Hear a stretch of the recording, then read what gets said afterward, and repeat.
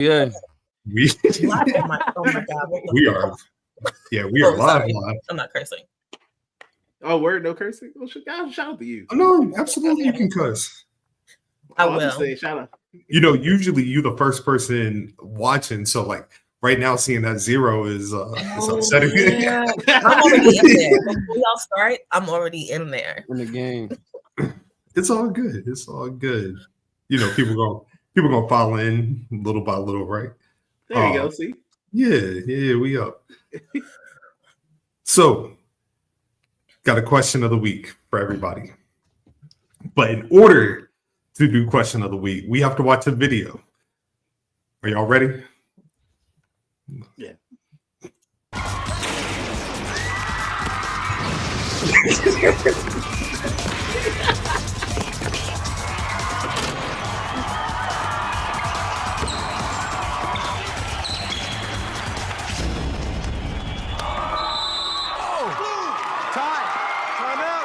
I hate this commercial to this day.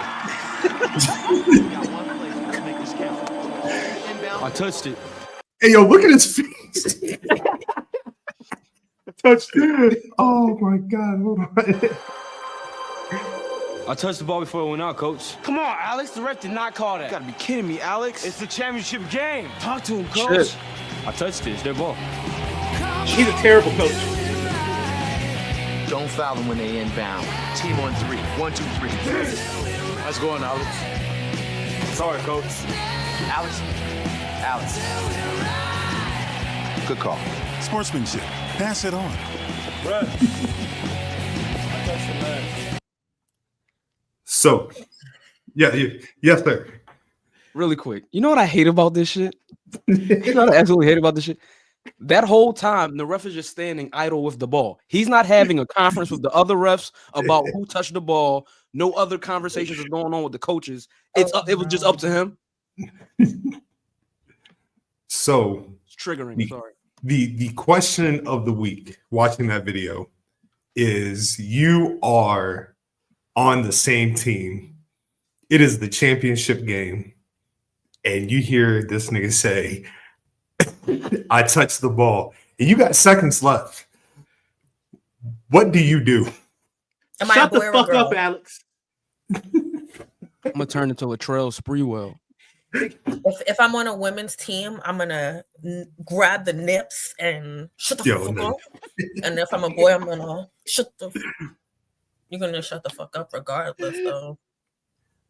Because what would, like, you think about it? What would your morals can't be that locked in to where you sacrifice in. Let's assume this is what you think this was high school? You think this was college? What do you think it was? It was high school. High school championship game, right? Mm-hmm. So colleges are in the booth. Like, colleges are there. We are scouting. We looking for people to bring. And you about to get this sponsorship. You about to get this scholarship. And this brother says, I touched the ball. And it's going to the other team. And you got, 10 seconds left? Probably don't play no defense. He probably, yeah. Bro, you see them ears? Yo, bro. Man. It just disgusts me. You know who I'm most disgusted with? Not even Alex, the coach. He's not a good coach. There's no way in hell you should allow him to go to that ref. You'd be like, I wish you would go talk to that ref, little nigga. You would. Nah. Sit down. You getting subbed out. Yo, man. Morris, get in for such and such. Yeah, sit down. Like, he's getting sat down in real life. Nigga might get stomped out, like, legit right there. Yeah. If you were in a game for charity and the money was going to go to charity, then no. No. He said no matter. I just got done telling my nephew the other day that we are not second place players. We are first place. We strive to win. When we don't win, we don't eat. I'm glad you told him that. Millions of dollars. Yeah, that's why he saw the Cena thing and was depressed because traumatized that boy. I don't know why you showed him that. We gonna get there. I loved it. That made me happy. Happy. Oh yeah, we go to that locker room. It might turn into prime 90s London. Oh boy. The real ones know, but you know what? Yeah. we not second place. We first place. Let's go ahead and hit the intro. Ooh.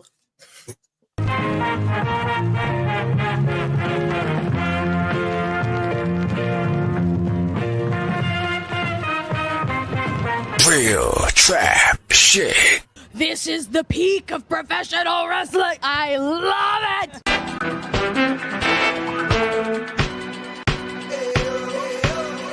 Once again, you're tuned in to the BG Dub. What up? Hit the subscribe button and pour a cup. We back up soon as Scotty beams. Collar and Noble conversation served with a side of collard greens. Nolo's the biggest heel in the photo. D-Mac and Chaz shooting hard from the logo.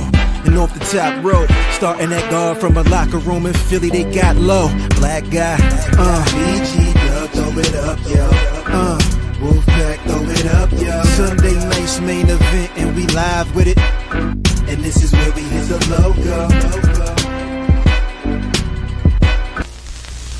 Got some crappy shoes on. It's never ironed. The shirt is too small. The shitty scarf and the terrible ass haircut. And you think that you're better than War? Give me a break.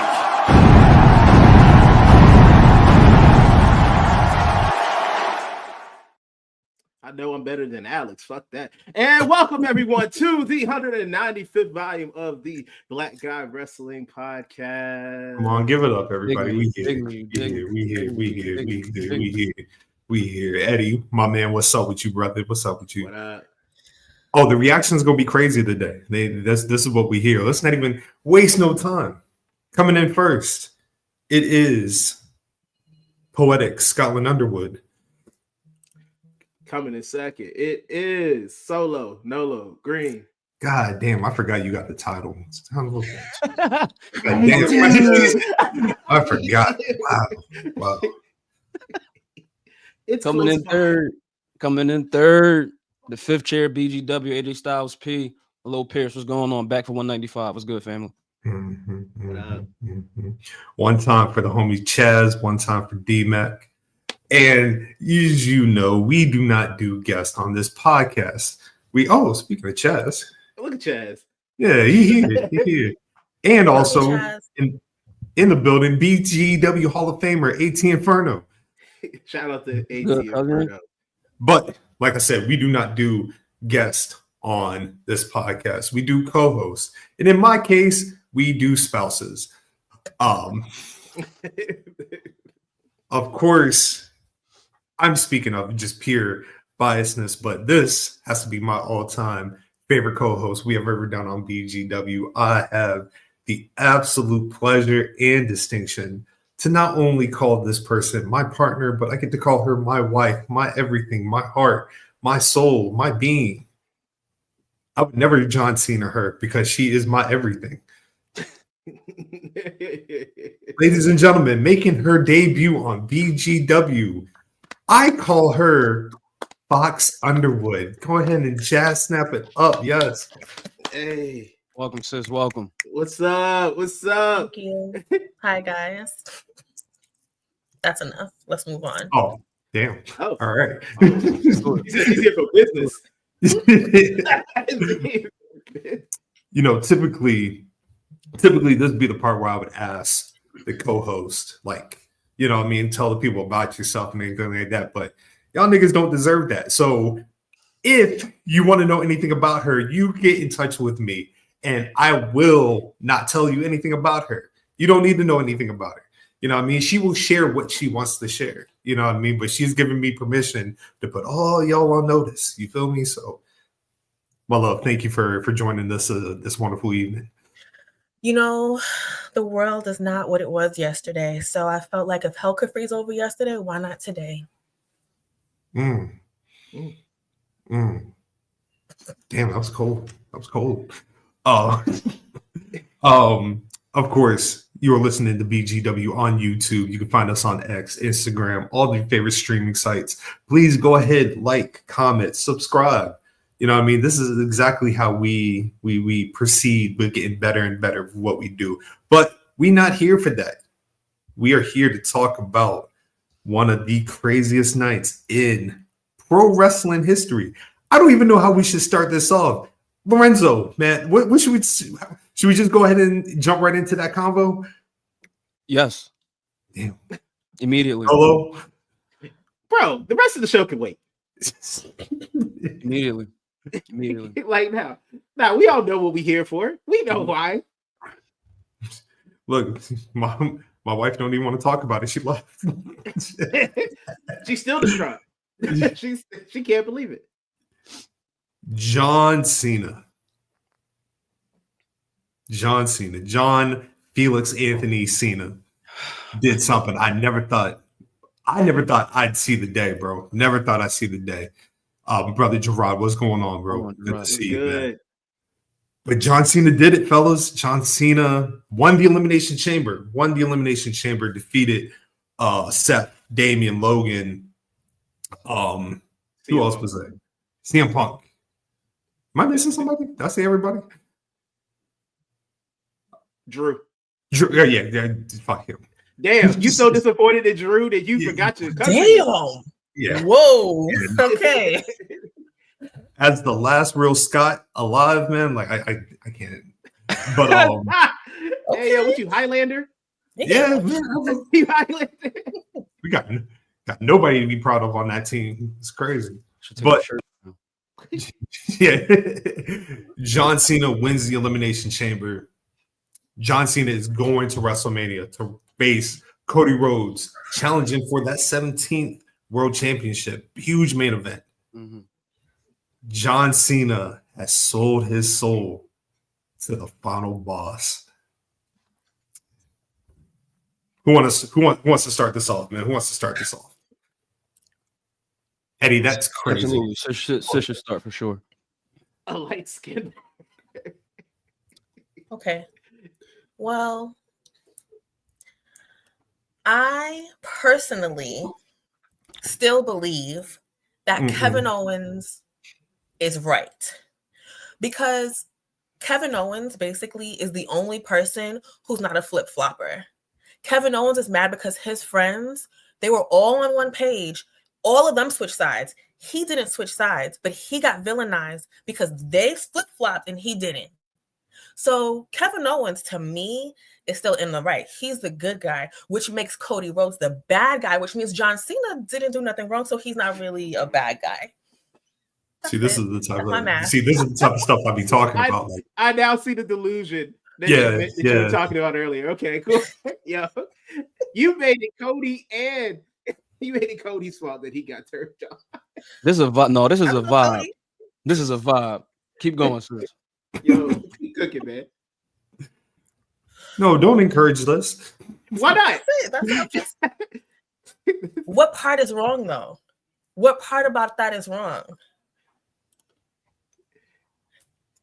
I do agree that Kevin is right. That Kevin Owens is right. I mean, what has he been wrong? Just because I'll have outbursts. But here's my thing. People are getting mad at him for doing wrestling moves in WWE. If you can't handle the fight, go home to your wife. I don't understand why are we mad at Kevin for beating up people in wrestling? She makes valid points.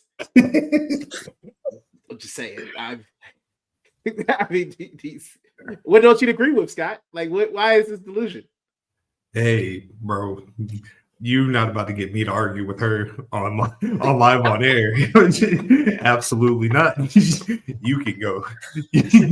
I'll believe this podcast real quick. I know a trap when I see one. I'm gonna let Brother Lorenzo talk. I ain't gonna.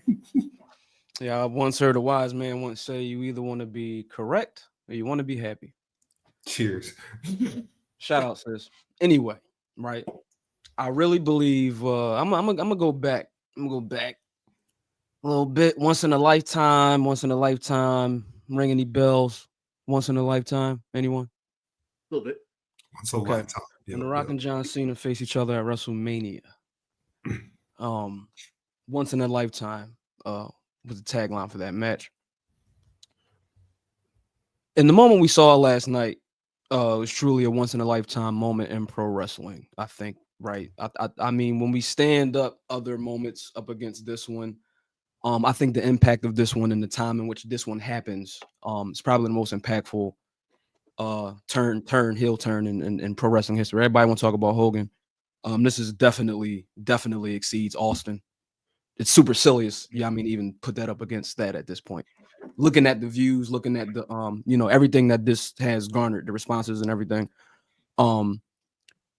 The Rock. So it's a lot of different ways we can start this from, because like I think that like yes, like the conversation is about Cody, but like the conversation for me like goes back a while and it starts with these two guys. I mean, I like kind of flip flopping with shoot shit and shit in kayfabe.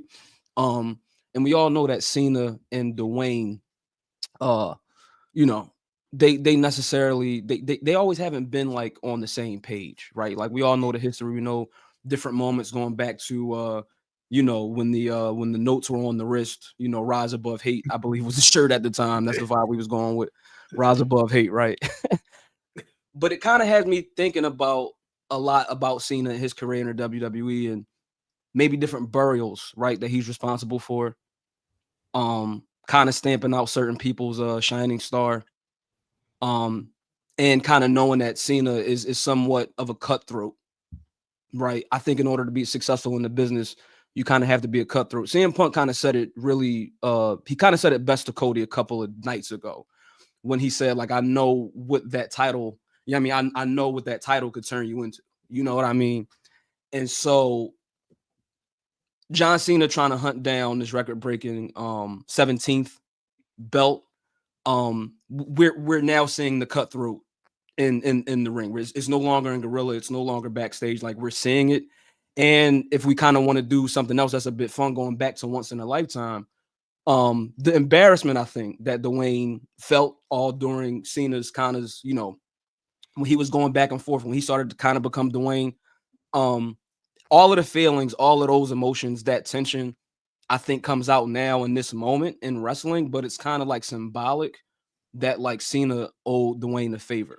And it kind of proves that he is the final boss, because like pretty much the greatest, servicer of this company is now kind of like in debt in a way, but will also receive all these other countless things, you know what I mean, for being in service to this company, just like The Rock, you know what I mean?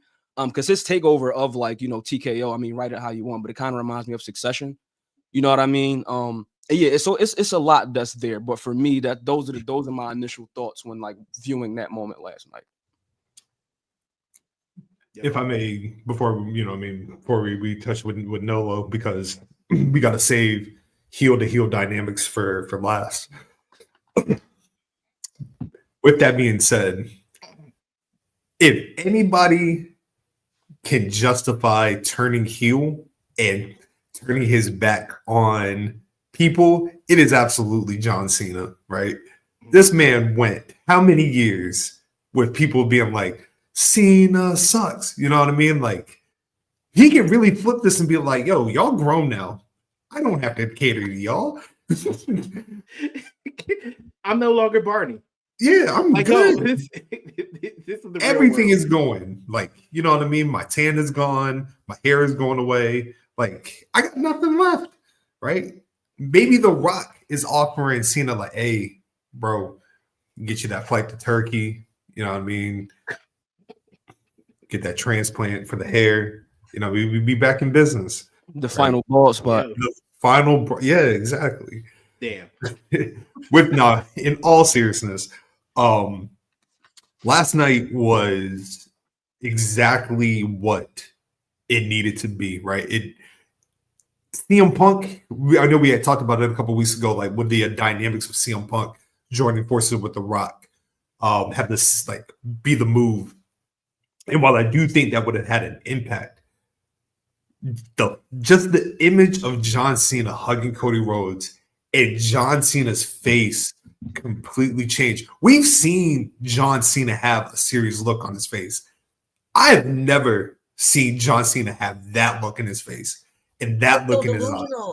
I thought he was mean mugging The Rock. I was like, what's The Rock doing? And then I was wow. damn, Cena's really mean mugging The Rock. Wow, he don't care. Like, it literally took me until he kicks Cody for me to even, my brain would not open that. It was like, what's happening? That's weird. Oh, okay.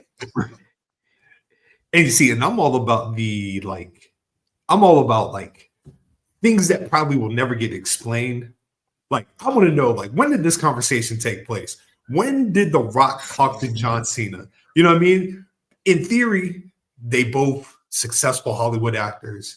You know what I mean? They actually now have, going to Lorenzo's point, the common bond they have now is stronger than when WrestleMania 29 or 28, 29 happened. You know what I mean? Now they legit have a bond. They're not only more successful, but we were talking about successful Hollywood actors. You know what I mean?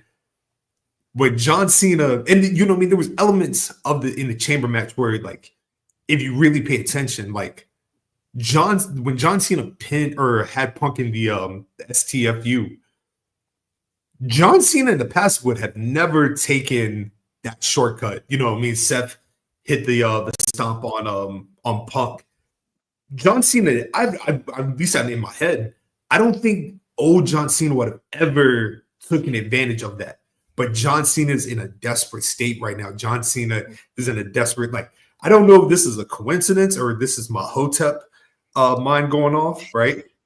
Think about it. John Cena is challenging for 17. It was at WrestleMania 17 that Stone Cold Steve Austin told The Rock, I need to beat you, Rock. I need this more than anything you need to know. And now fast forward, Cena's chasing 17, and who's he aligning with?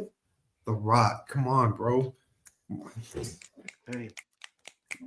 But with that being said, as somebody who has double-crossed many of people in this wrestling space and podcast, Nolo, talk to me, man. What do you think as a heel in your heel mind? What was John Cena thinking?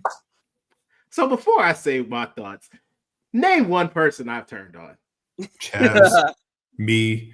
I've never turned on either of you. Damn right now, truthfully, you're the final boss, and the way you be talking to Lorenzo, you be treating that man like Cody, bro. I disagree, man. I just want, hey, man, I see Lorenzo in a high regard, and I will always treat him with respect. What The Rock say to Cody? And I treat you, and I treat all of you with the same respect. What did The Rock say to Cody? I want to take you from here to here. Hey, man. But backstage. What's up, fellas? What's happening? Oh, man? What's up, y'all? What's good? What's good? Hope y'all had a successful show, man. Yes, sir. But yo, so of course we were all like shocked and like didn't see this coming when it happened.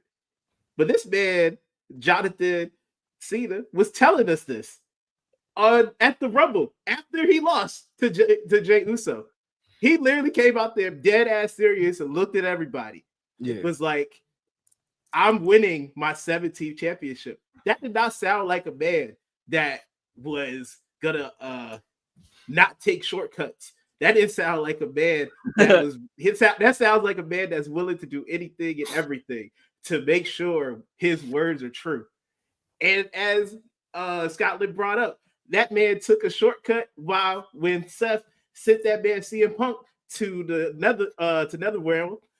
This man CM Punk got hit with everything like twice last night and kicked out, but he couldn't get out of the damn STFU.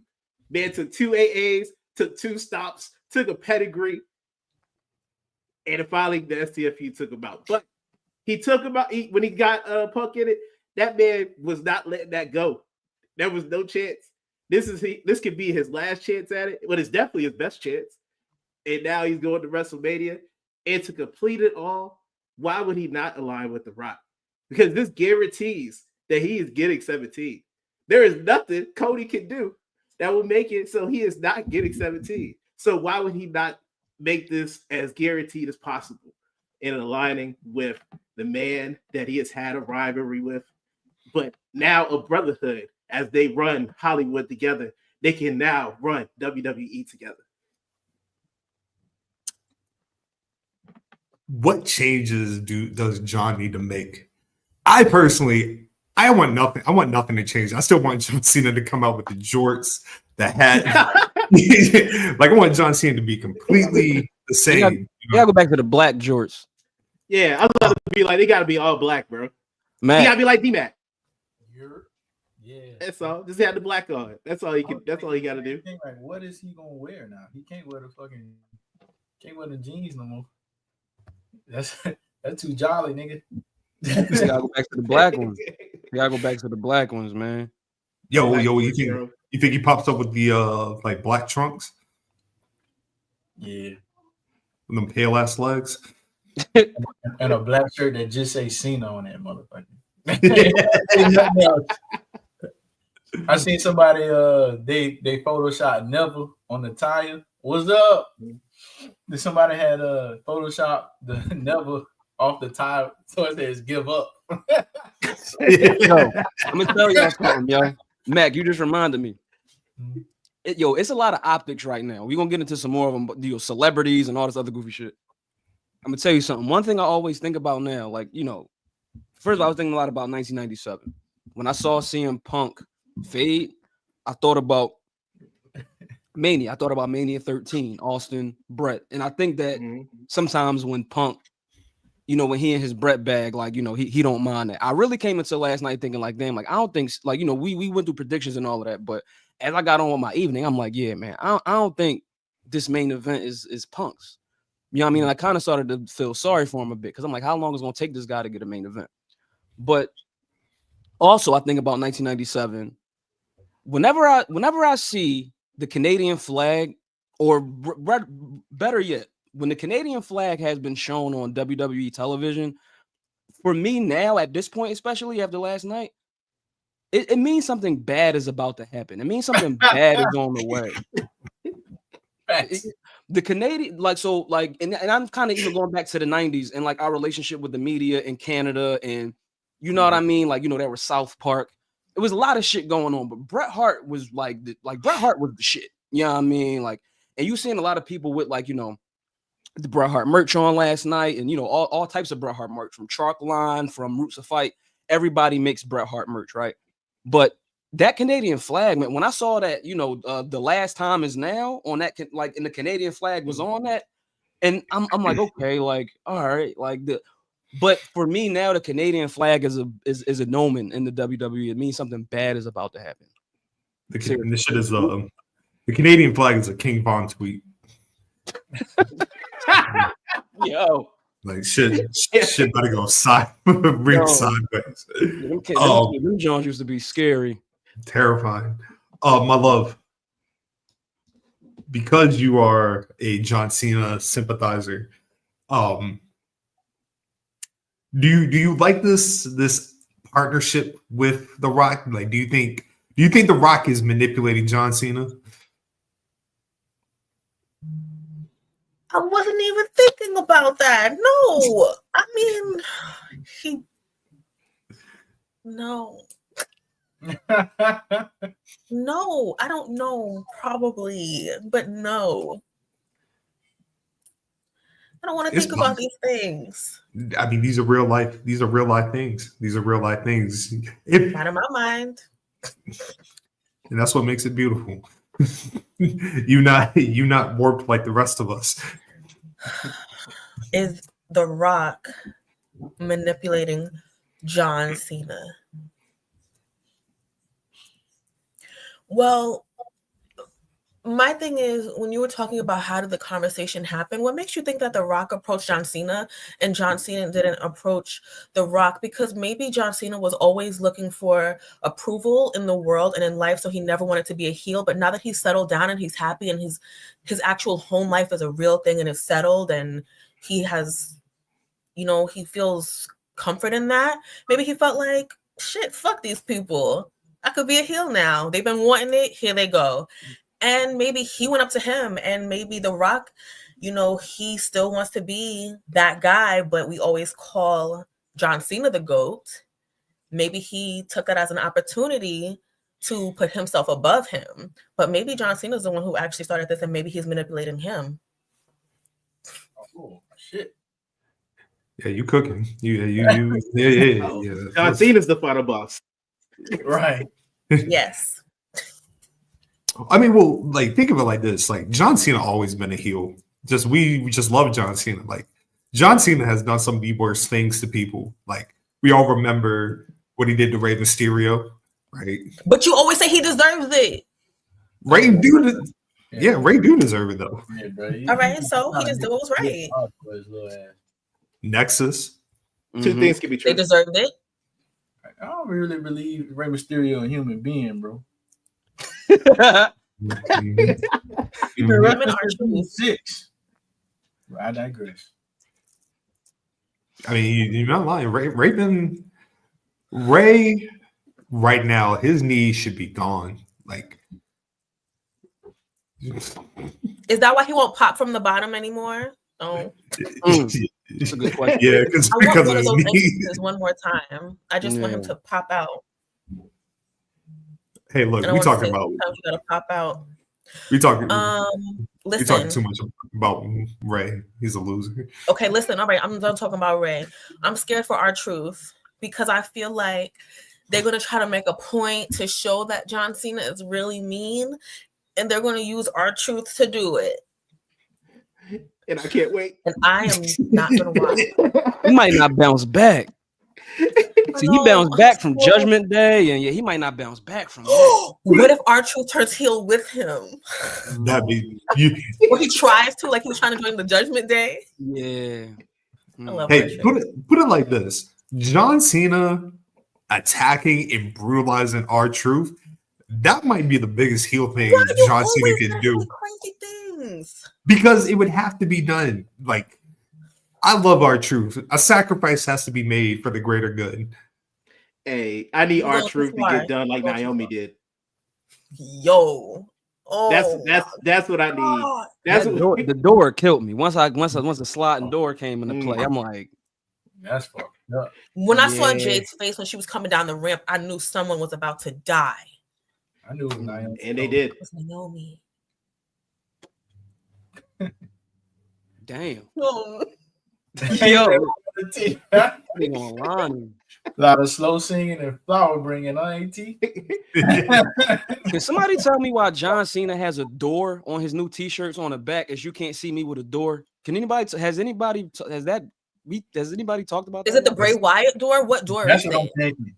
That's I was thinking about the Playhouse. Yeah, I'm like, what is this? Yeah, hey, but look, it's a. Bray told folks, he was like, yo, this nigga is not trustworthy. And the shirt is blue. Even like last night, they put it on the Indianapolis shirt, but the Canadian shirt is like a light blue, and it reminded me of the Playhouse. And we saw Alexa. It's a lot going on. I want to know what Alexa's face meant. That face meant something. Yeah. What when she was open, when the door got opened? No. That was when she was watching Jade beat down Naomi. Yeah, that meant something. She wasn't just sad about like we're gonna find something out. Before we tap into the Shea Butter babies and their dissension. Does John Cena win at WrestleMania? Yes. What is best for business? John Cena winning. And then Cody beating him before he officially retires. Hell nah, dog. I see John Cena winning, and then down the line, Punk about to take that shit from him. Think Punk? Yeah. Damn, do we get like a super dark Punk? Like what depths do Punk go to linking up with a heel John Cena? And they know strangers, no strangers at all. No, not at all. First of all, the magic is still there. Like when they cross past last night in the chamber, I was locked in, right? Yeah.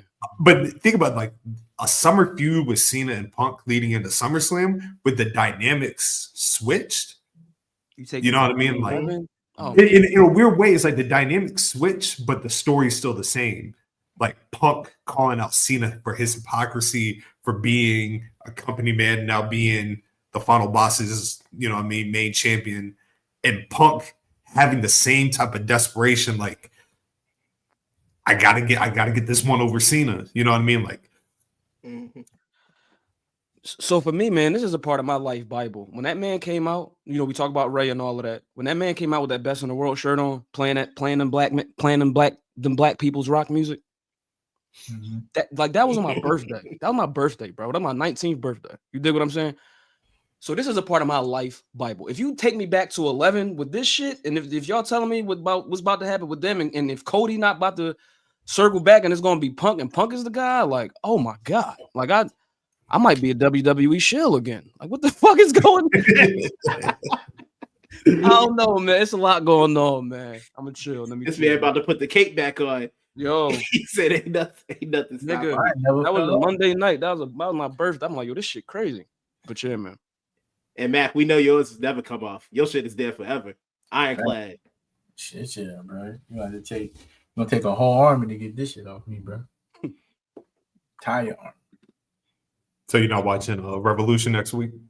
What's that? This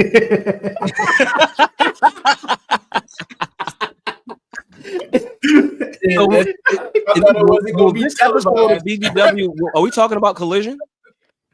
The Revolution televised? I thought so. Oh, we not gonna talk about it? So honestly, when you played the clip, I thought that clip was related to Collision because that is what FTR did. They basically Thank you. Mac. So that's why I thought that's what the clip was about. I'm like, that's funny. exactly what they did, and It was a good job. I also thought the same thing. I thought it was going to be for FTR. Dax Harwood out here being Alex and shit. He got his foot on the road. See, that's why y'all niggas not number one. Yeah. not top guys. No.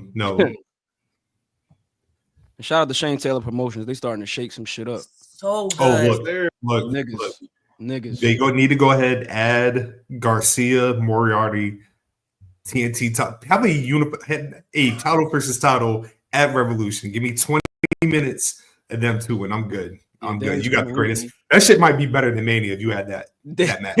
Daniel spinning Lee face. It's up. He's spinning straight. Few things from Collision, y'all. Sorry. Hey, we hit our quota. Got it out the way in 3 Queen minutes. Amanada.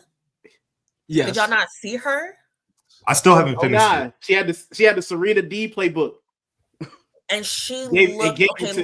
Listen. I understand that y'all are loyal men, whatever. So let me say it. AEW that work. Queen Amanada is gorgeous. Oh yeah.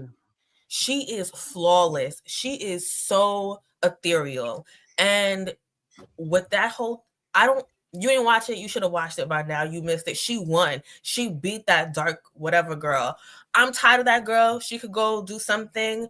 Queen Amanada got it. If she would have lost again to that girl, I would have been pissed. She kicked her ass and she looked amazing doing it. And I love her. Yo, that off with her head shit, that shit is dope. Mm-hmm. That is a dope finisher and name. I'm mad that you said I should have watched it. You knew what I was doing today. You're the one person that knows my every move. So okay, but you could have watched it before that. That's crazy. Going back to Elimination Chamber, because we got to talk about it. Liv, Naomi, they start the match. Jade comes out. Liv looks scared. Naomi's looking back at Bianca. Jade comes in the ring. You can see Jade mouth. Like, if you really pay attention, she mouths to Liv, I know it wasn't you. Mm-hmm. And then she proceeded to have a generational ass whooping for Naomi. Like, I was conflicted because in one sense, I'm like, yeah, that's what you should do to somebody that has put you through a car. Like, you should stomp the shit out of them. Yeah. And then number two, it's like, oh man, not Naomi. The one thing I thought was like, I'm like, yo, if I knew that I fucked somebody up and they are running and they coming down the ramp, I'm not gonna turn my head to my tag team partner who can't help me.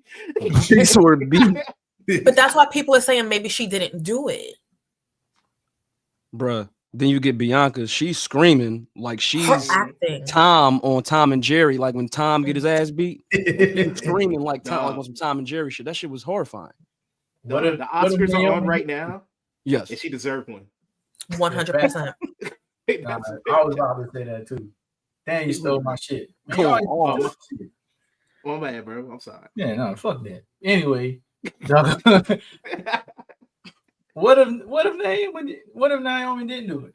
What if Bianca had on some Naomi clothes, like something that throw off the glow jacket and the Yeah. sneakers? They always wearing each other's stuff. That'd be hilarious. That's a good But see, I thought maybe maybe Alexa did it. And that's why she was making that face, because she was like, oh no, I'm not getting credit for the evil things that I did. Maybe that's why she was like, hey, that was my work. And she was somebody else is getting credit for it. Maybe that's why she made that face. Naomi is innocent.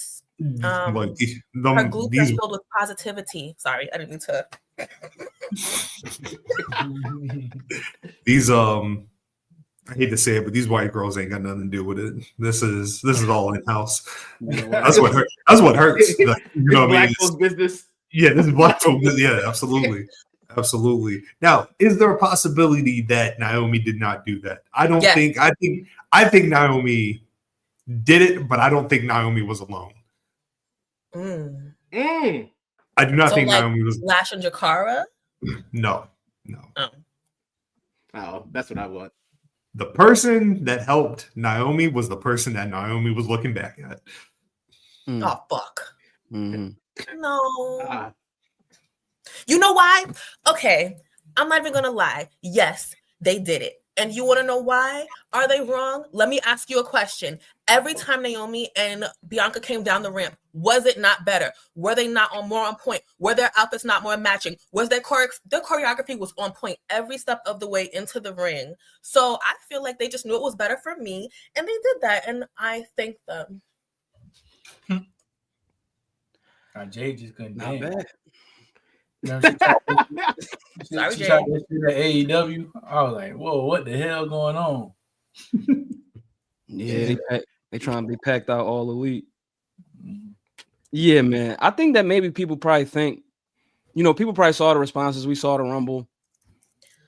Maybe it's like Jade and Bianca are like too much alike, and like their thing together in one thing, it's oversaturated. I'm not saying that. I'm just saying that this is maybe what business is suggesting. Everybody, Logan Paul, people talking about what's best for business.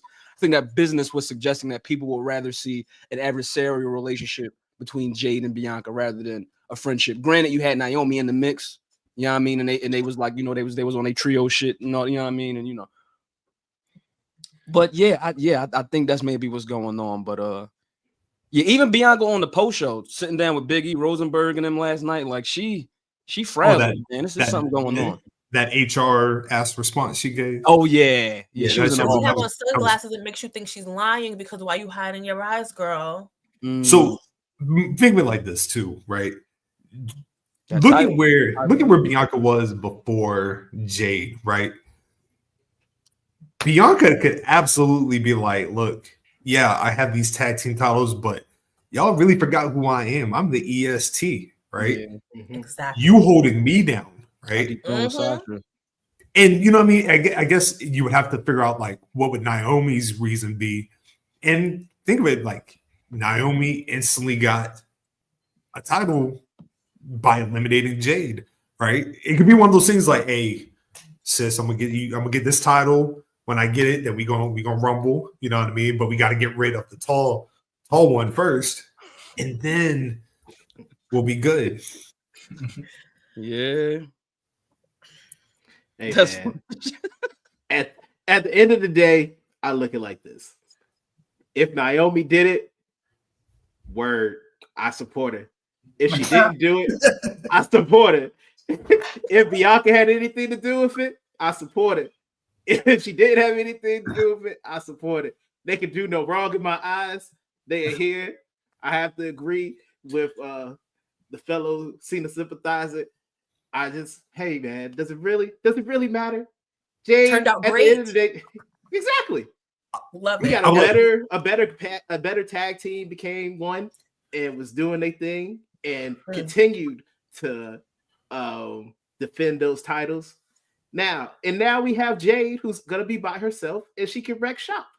At the end of the day, everything worked out.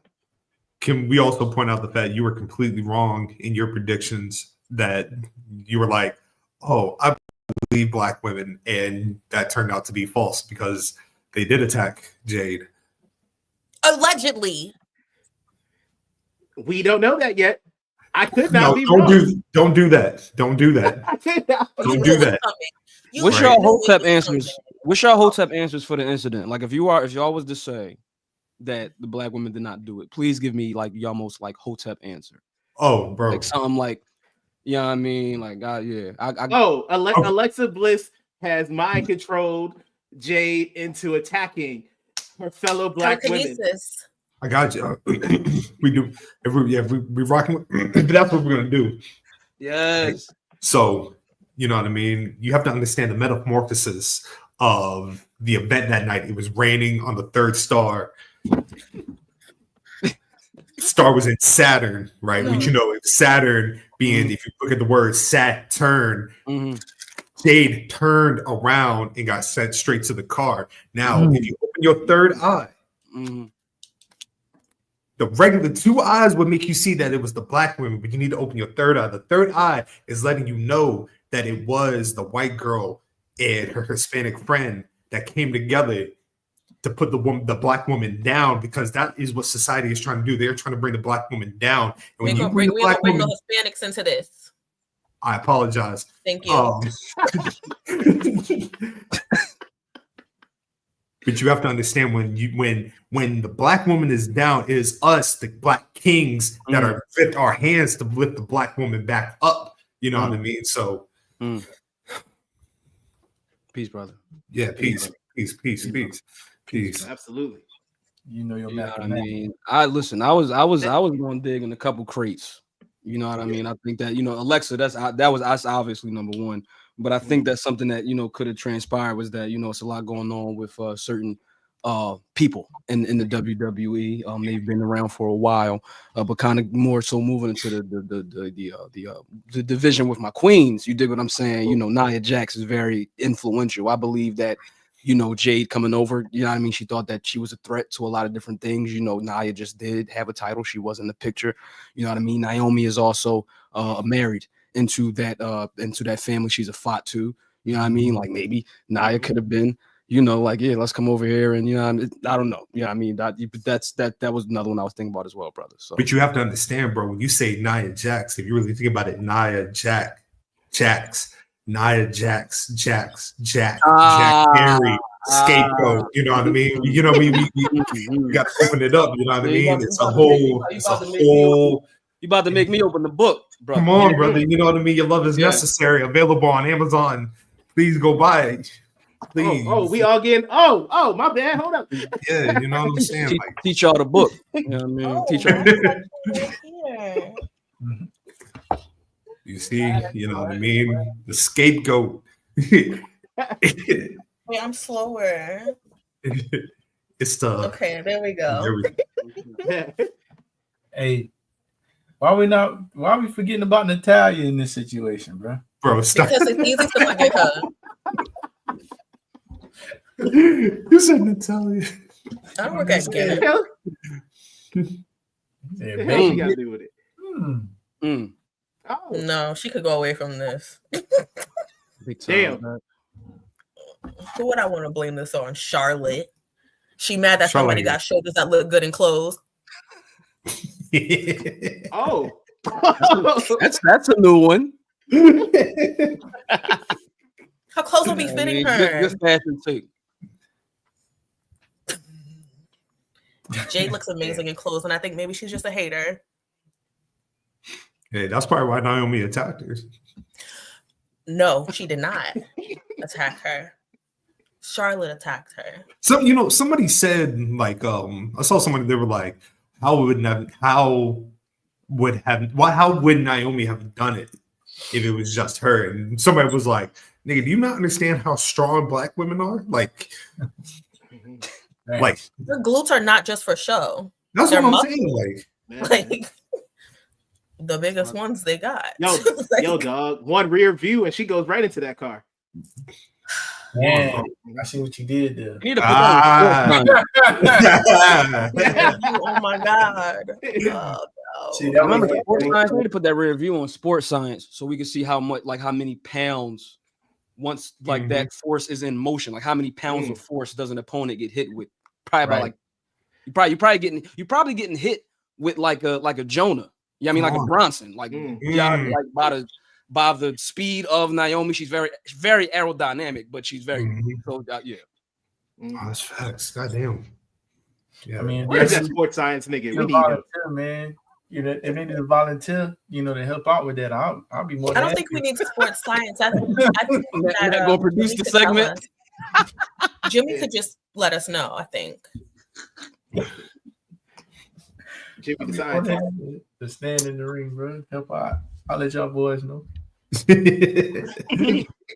How we feeling about Bianca going on to WrestleMania though? You know what I mean? Yes, we have this whole story going on, but the bigger picture, Bianca Belair is going to WrestleMania. Now, who she faces, let's all be 100. It's Rhea Ripley. Io Sky got no dog in this fight. Yeah, Io got to sit down. Love her, but it's bigger than you.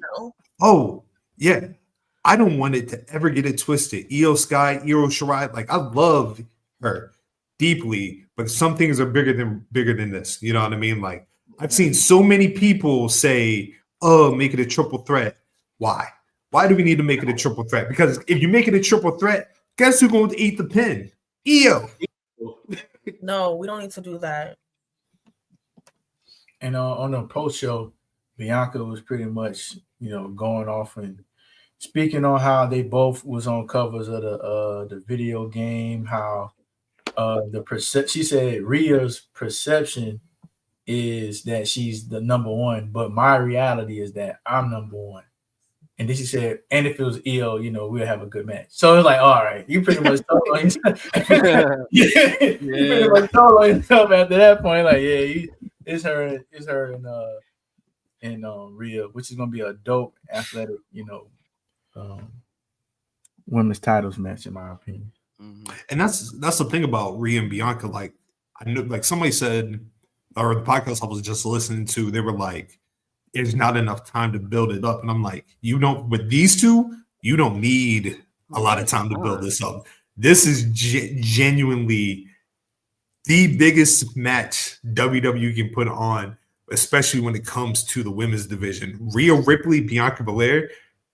This is your Austin Rock. You know what I mean? Like you have the potential for this to be like a trilogy series for the next couple years. It's March 2nd. Mania is not till the 19th and 20th of April. What third week of April. Thank you. I was about to say there's a third week of April. We ain't, we don't see this every year, so it's definitely time. We got a few more weeks until we get to that go home week. That's what I'm saying. How much time do we need? That's the shit. That's the shit I hate. I've hated the last couple of weeks. Everybody like, yo, this Mania build is trash. But like, I'm like, it is the end of January. What are you talking about?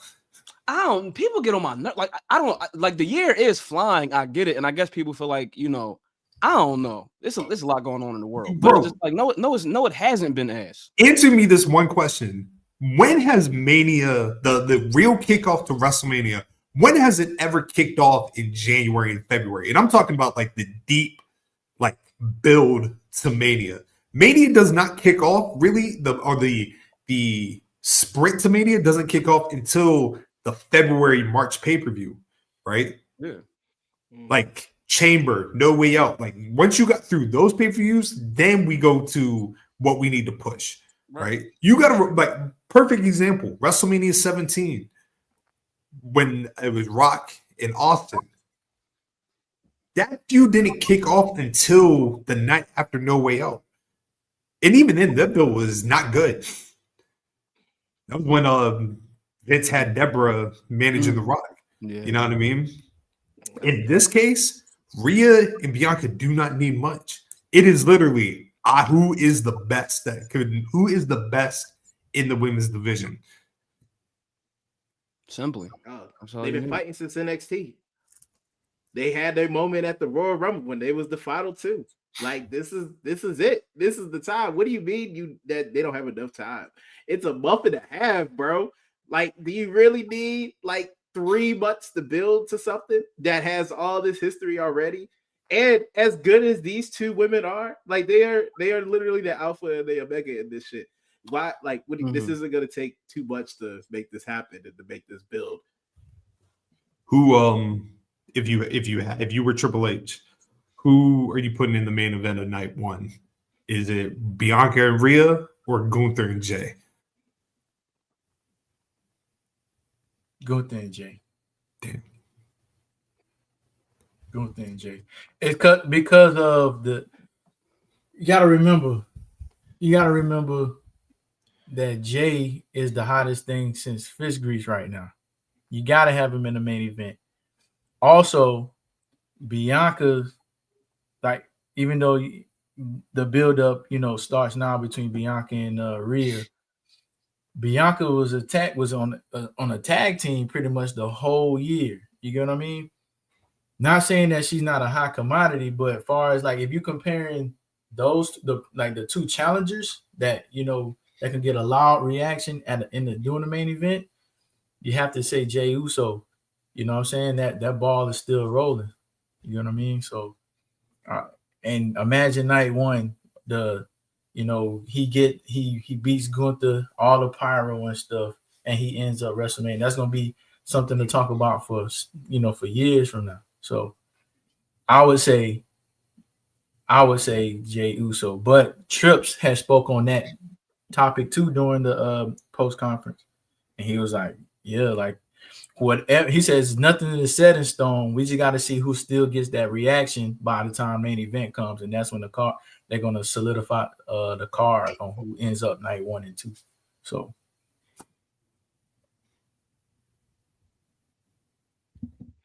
I mean, personally, I would do Bianca and Rhea. You made all of the points in the world for Jay and Gunther, and I'm not mad at it. Like, if that was the one that ended up being the main event, because that would be a beautiful picture for the end of night 1. And you already know how this shit be going. Usually have one good ending, and then the next ending, sadness. Yeah. Sadness. So I can see that. But I can also see the other happy ending being Bianca winning and lifting that championship after she defeats Rhea. So I can go back and forth. I see it. What's good, y'all? Brethrens. But shit, we don't even know if Bianca's gonna be a face by tomorrow. Here's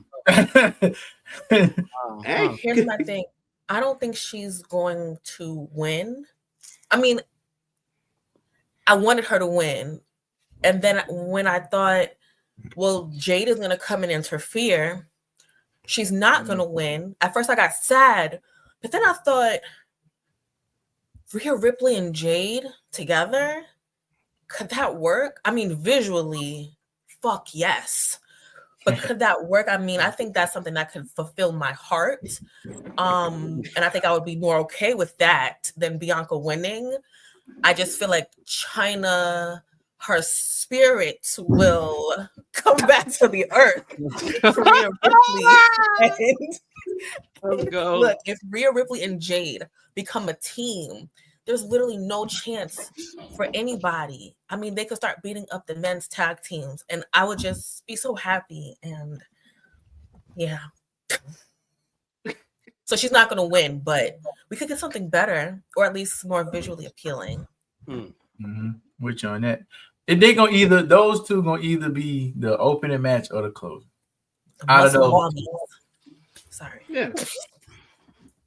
That'll be a dope tag team right there. And shit, they break up, fight each other one-on-one. I like that. I'll be thoroughly sports entertained. Yeah. Fulfilled, as you said earlier.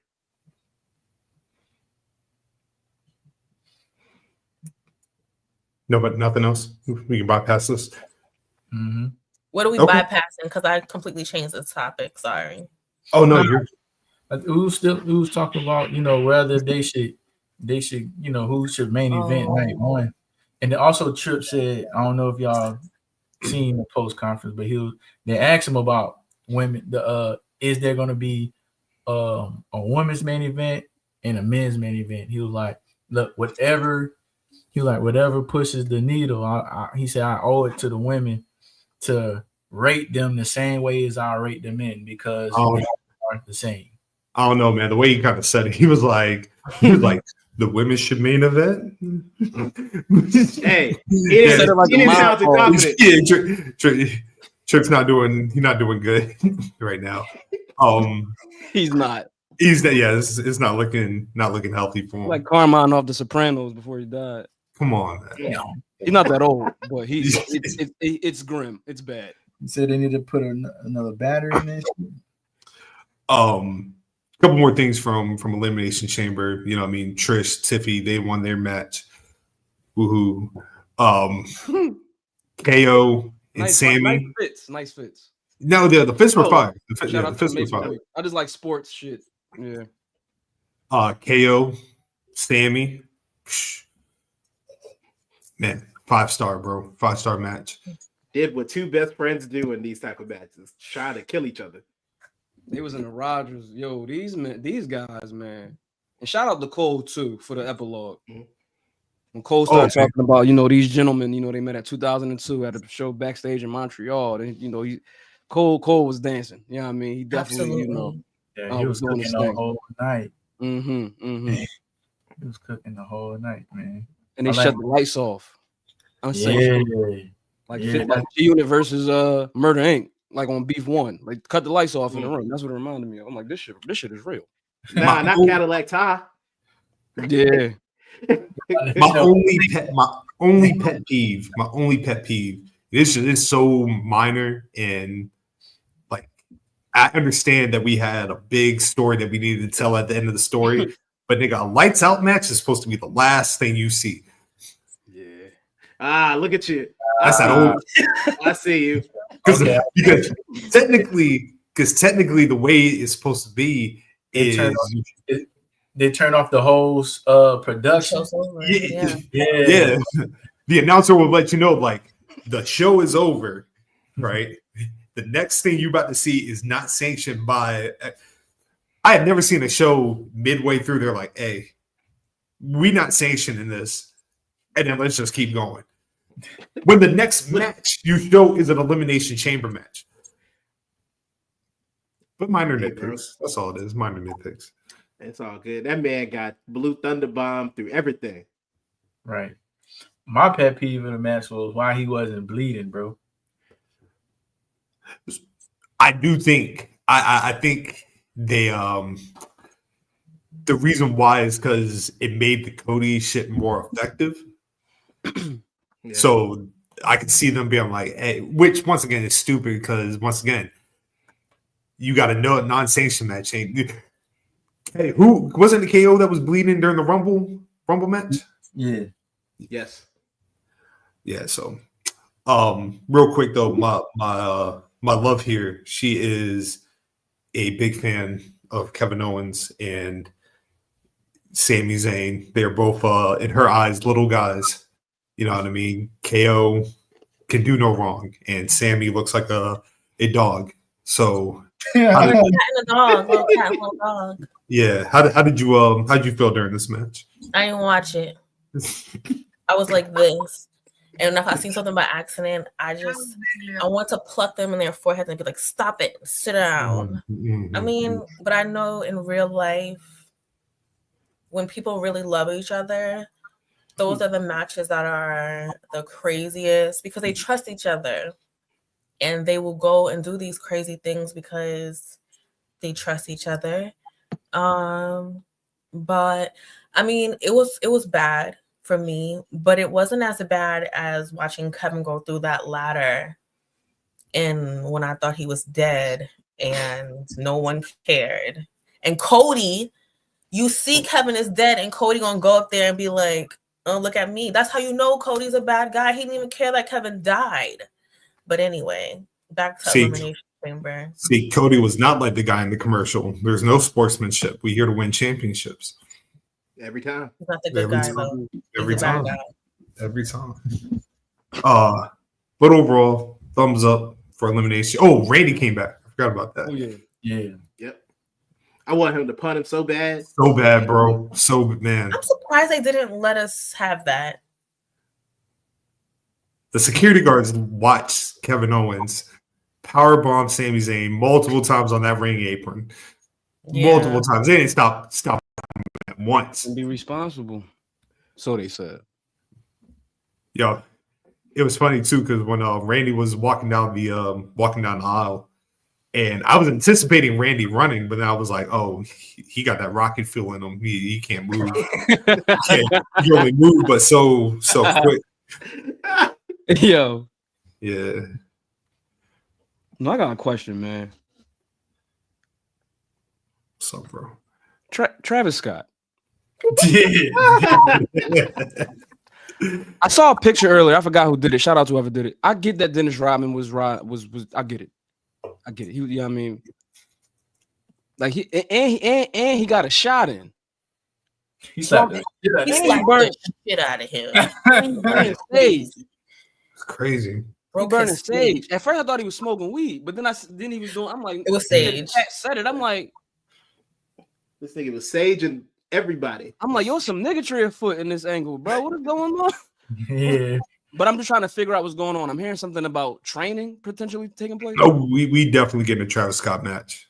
We definitely that hardcore title, is it getting put on the line? The new broken hardcore title? Absolutely. Him and Dom gotta get some shit in. Yeah. I think I see some.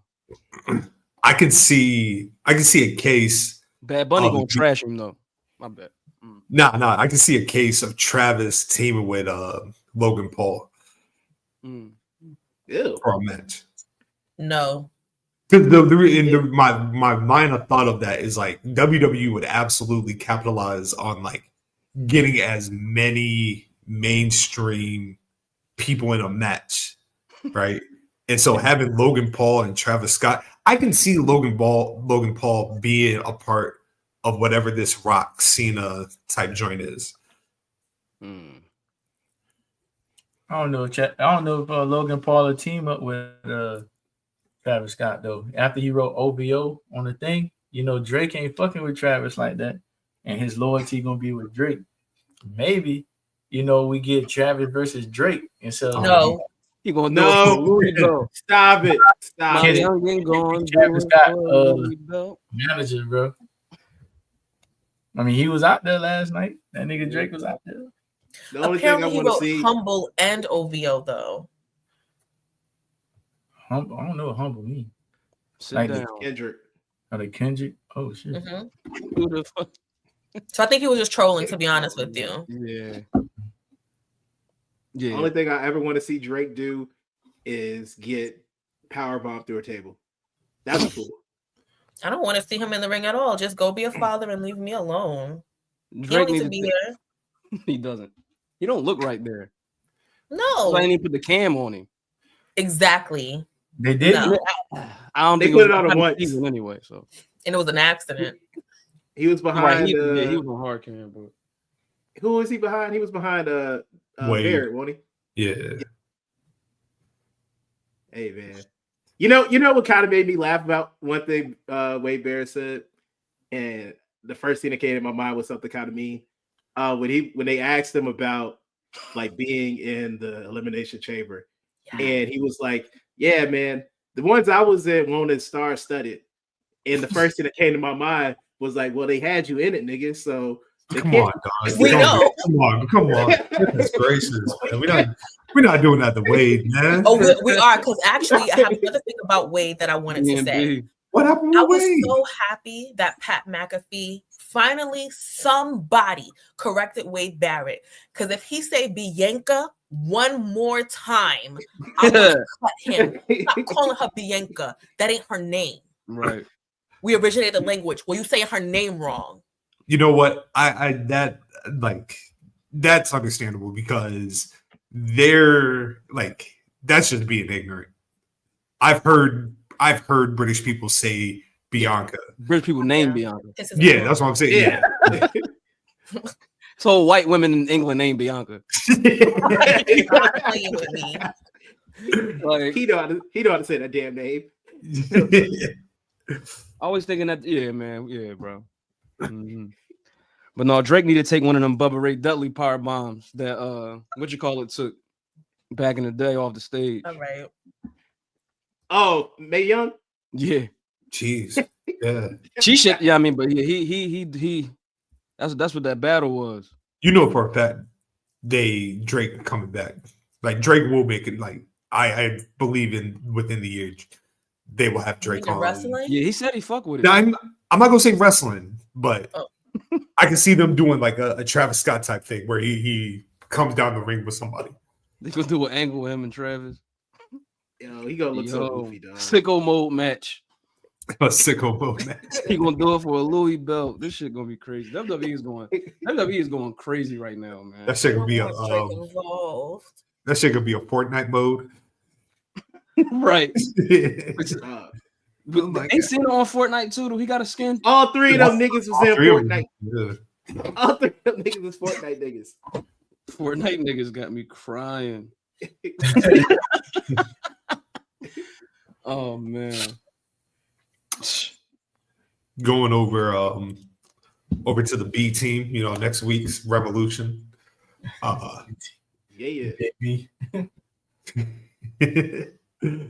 Just running down the card. I don't know if anybody saw, but a new match got announced last night. Trios match on the pre-show of Johnny TV and MXM Collection against Orange Cassidy, who just challenged for the International Championship and this past November was in the main event, challenging for the AEW World Championship. He's teaming with Mark Briscoe, and their opponent or their partner is the Costco nigga. Big Boom. Big Boom. Big Boom be having me cry. Yo, this shit ain't never going in. You got cookies on your pants. Can you believe it's been 1 year since like they first did their first video? Yo, this has been the fastest year in wrestling history. We back at Mania. This is the fastest year in wrestling that I can remember. But yeah, this shit crazy with Big Justice and them, man. This is nasty work. The segment with Johnny last night was pretty fucking hilarious. So every time I'm on the TV, I die. It don't even got to be nothing that they say. It's just funny, bro. The fact that they on AEW, I think it's hilarious.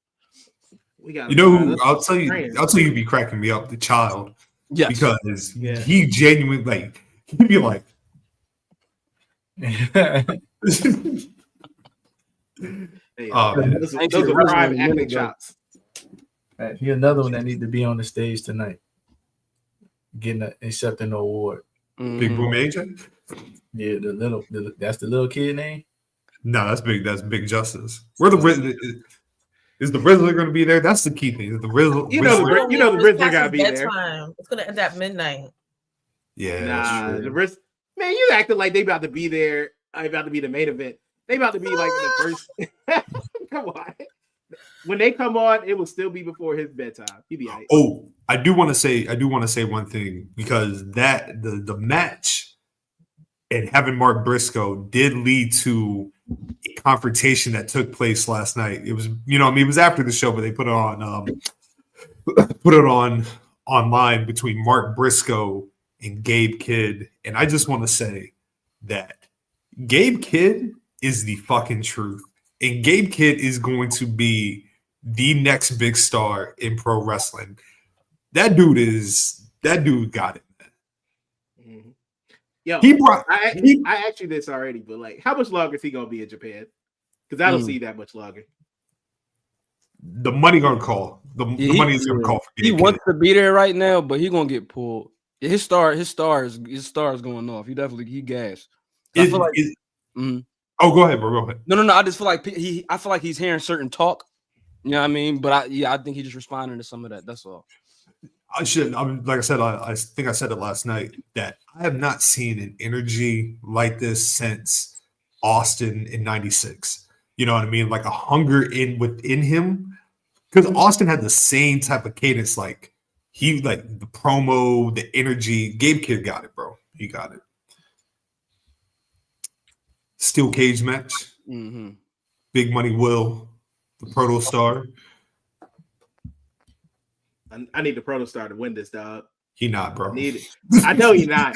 But that don't mean I can't hope. I can't be optimistic. I need little Randy Orton to make this happen. It's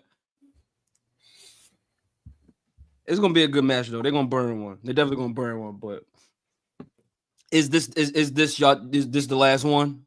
Yeah. Mm-hmm. Damn.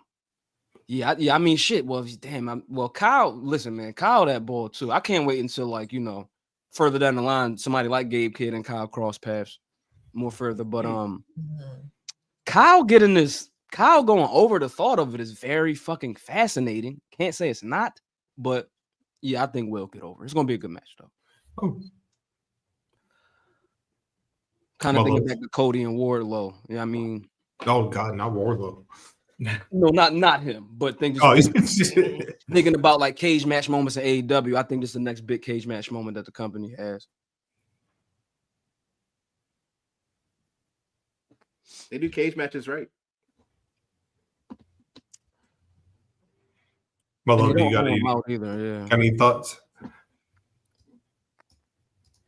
Yeah, when you said that Gabe Kidd is the next big star in AEW, I was thinking that you're incorrect because you forgot about Harley Cameron.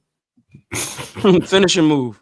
Hey, yo, finishing move is hilarious. The finishing move. Like, it's this rapper named ST Neck. Sometimes when he has certain ad libs, but after certain line, like he literally says the word ad lib. It's the greatest shit ever. It's the greatest shit ever. Bro. He's Dominican cat. He's fire shit.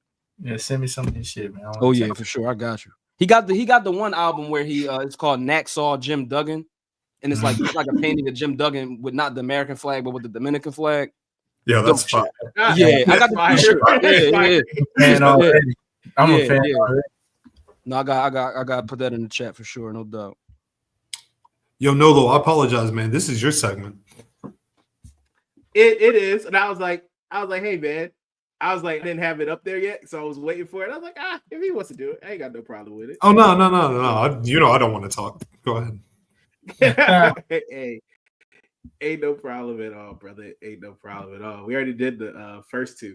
And imagine that the next one is one that I can say that they have done a damn good job building, and the promos that have been going on with it, and it is MJF versus Hangman, and I don't even like MJF, and I gotta give that motherfucking credit. That is like they have been like superb in the way that they have been in their segments. What's up? Can I ask a question about that? Mm-hmm. What's up? Do you think it's just a case that when MJF is actually invested in a story, that's when he's gonna bring out his best work? Because he was like that with Punk, you know what I mean? Mm-hmm. And he was like that in the beginning of the Adam Cole story. Mm-hmm. Mm-hmm. But if you notice with Hangman, it's like he has the same. It's like his confidence actually seems legit. Like he wants to wrestle Hangman Page. Yeah, I mean, in those examples that you chose, these are people that he really like wanted to, just even but storyline wise, like he's not running away from them.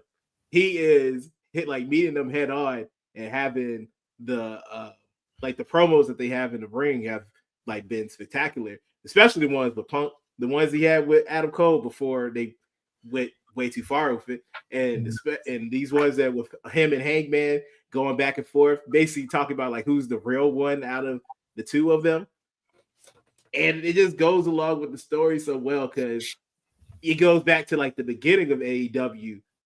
And it's just so much history. Like they've done this very well, and I'm looking forward to when they actually have the match on Sunday, a day after your birthday. Bless up. Funny part about this whole feud is this man having a electric truck with some horns on it. Yes. I was like, yo, that is funny as shit. It's like he country, but he care about he trying to go green. Hey, bro, he hates everyone but the environment. That's all. Well, I like that. This is fucking hilarious. I fuck with it though. Mm-hmm. But that's probably the only feud I know anything about. You know what I was about to say? I was about to be like, yo, D-Mac, I am so proud that you actually know what the heck we're talking about.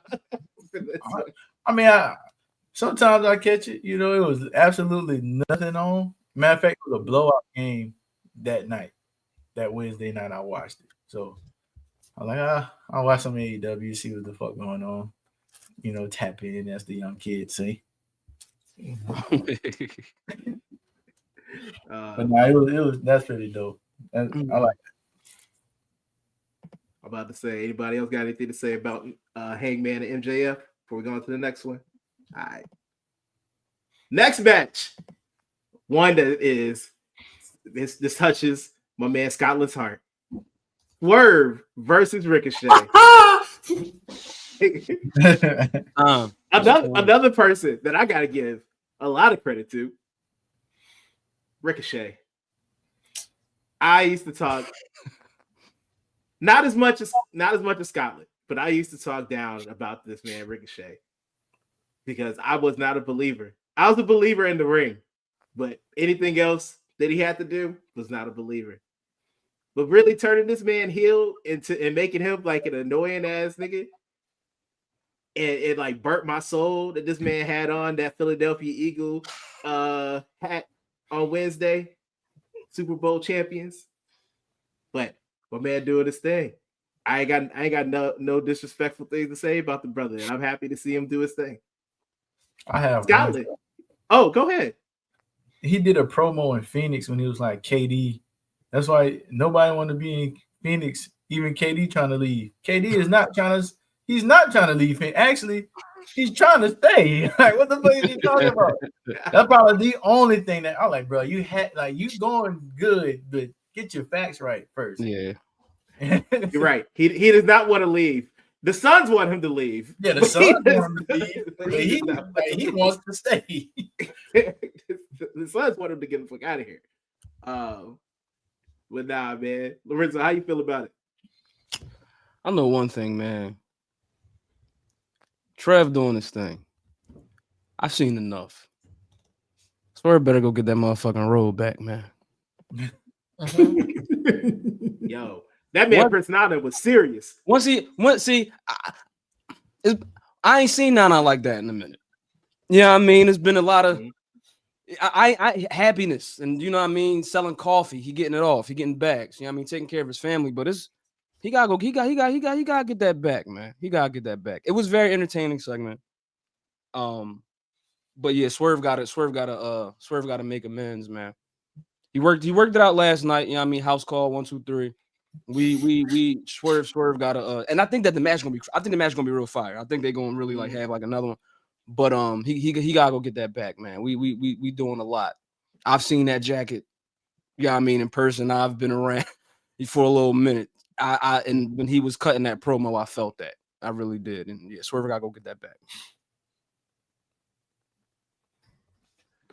Kristen, how do you feel about it? I feel like it's working out for Ricochet because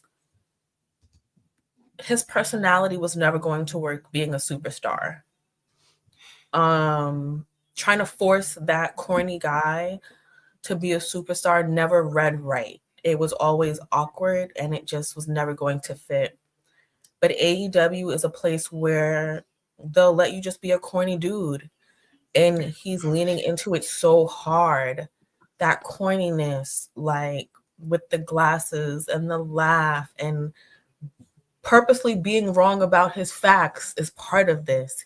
He is just being fucking annoying, and it's actually just working for him this time. I don't want him to win. I do want to see him beat up. And yeah, Swerve needs to do right by Prince Nana. And now for my favorite person who loves Ricochet. Scotland Underwood, what's up, man? How do you feel? Oh, we're gonna get a monologue. Oh, there you go. Sip the water. He get ready. The conversations that take place in our group chat and individual messages about certain performers in this match will stay in those group chats and individual messages. And that's all I have to say on the matter. You know what I really thought you were gonna do? I thought you were gonna do like pick up the mic and then just drop it like Cena did. It just leaves. You'd be like, yo, fuck this. No, sir. No, sir. I do have a small prediction. Probably won't happen. I predict Prince Nana will turn on Swerve Strickland. Ooh. Does he go I'm fine with that. No. Why you always gotta say the worst possible things? I don't think it's that bad. I think it'd be hilarious personally. I want to like Prince Nana. Nah, let Nana get his heel shit off. Why everybody want to be a heel now? Hey, look, people haven't seen it yet, but there was a period of time where Prince Nana was one of the best heels in the game. If you remember those early ROH tapes, you know what I mean? Hey, look, this could be the reformation of the embassy. Hey, you feel me? Listen, it could be a case where if you're not gonna give the robe back, I'll just go with the robe. With the robe and that, yeah, scary hours. Yeah. I was gonna ask, like, do you think it's a situation where can it be a situation where Ricochet wins the match, but Swerve gets the robe back? Like even that costs him the match because he goes to make sure that Prince Nana gets the robe, and then Ricochet beats him, and then he gets the title shot. So the winner of this match will tell you who's going to win the main event, in my opinion. Right? As far as the robe goes, I just don't see any scenario where the robe goes back to Swerve or goes to Swerve. So yeah, so this is one of those matches that it's up in the air. It's up in the air. Mm-hmm. Absolutely. The next match is a match that I've actually had the pleasure of seeing before in DC. It is Mercedes Moné versus Momo Watanabe. Watanabe. I know I was gonna butcher that name, but my girl Momo always stay with the bat. She stayed ready to be hitting people with it, as she was on Wednesday when she swung that joint to Mercedes when she was talking to the little white child, Billy Starks. I've had the pleasure of seeing this match already. I already know it's gonna be hit. I'm really looking forward to it. But something that I am also looking forward to, because if Billy Starks is out here talking to Mercedes, then that should mean a match that I've really wanted to happen may happen soon between Mercedes Moné and Athena.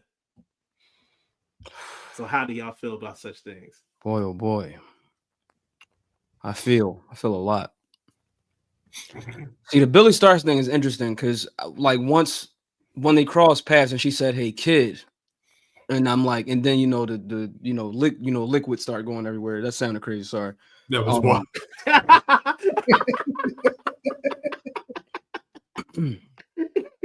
Man, like, what was you doing? So yeah, I mean, so they linked up backstage. You dig what I'm saying? You know, I thought that gesture was it was a threatening gesture. You know what I mean? I think that's why I put it in a particular manner. And I started thinking about Athena too, man. And I'm like, as soon as we see them on the same screen, I think it's gonna do a lot for like, because ROH, the division is, it's Athena. She owns it.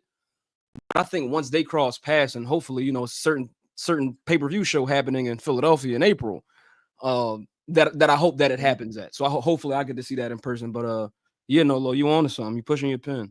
Let's listen in, man. If that doesn't happen, if it doesn't happen in Philly, I really want it to happen in Dallas. Either way, I'll take. Give it to me at y'all in. I'll take it at y'all in. I don't need it. I don't need it down North Philly. That's fine. Let's do it at y'all in, and I think that's what we probably getting more money that way anyway, because you got a bigger gate. You dig what I'm saying? On pay-per-view still, but yeah, I think that's a better bet. They're probably gonna tease some shit at Dynasty, right? We're probably seeing cross pass, but I would like it like that. Absolutely. What you thinking, Mac? Oh, here comes the hater. No, I'm just saying, bro. Like my mama told me not to. If I don't have anything nice to say, don't say it at all. That's crazy.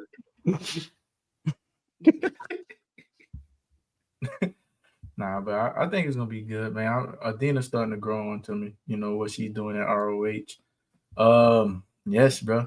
I'll watch it sometime. I am proud of you, man. Yeah, and it will help. Like they already have some sort of chemistry coming from NXT, and this will help boost Athena's stardom with the rub from Mercedes at All In, if they decided to do it in Dallas. So it'll help, it'll help push the not only the women division but Black women's division. So I'm all for it. In all honesty, I never really had a problem with Athena. I was just trolling you all of these years. Ember Moon, if you will. That makes me feel better. I'm happy about that. I'm turning a new leaf, man. That's beautiful. Rally of the see, you didn't even see what I did there. I know. I saw what you did. I saw what you did. I saw it. What you think, Scott? Oh, bro, you know what I'm here for. Like, if this is the beginning to get to Mercedes and Athena, that's all that matters to me.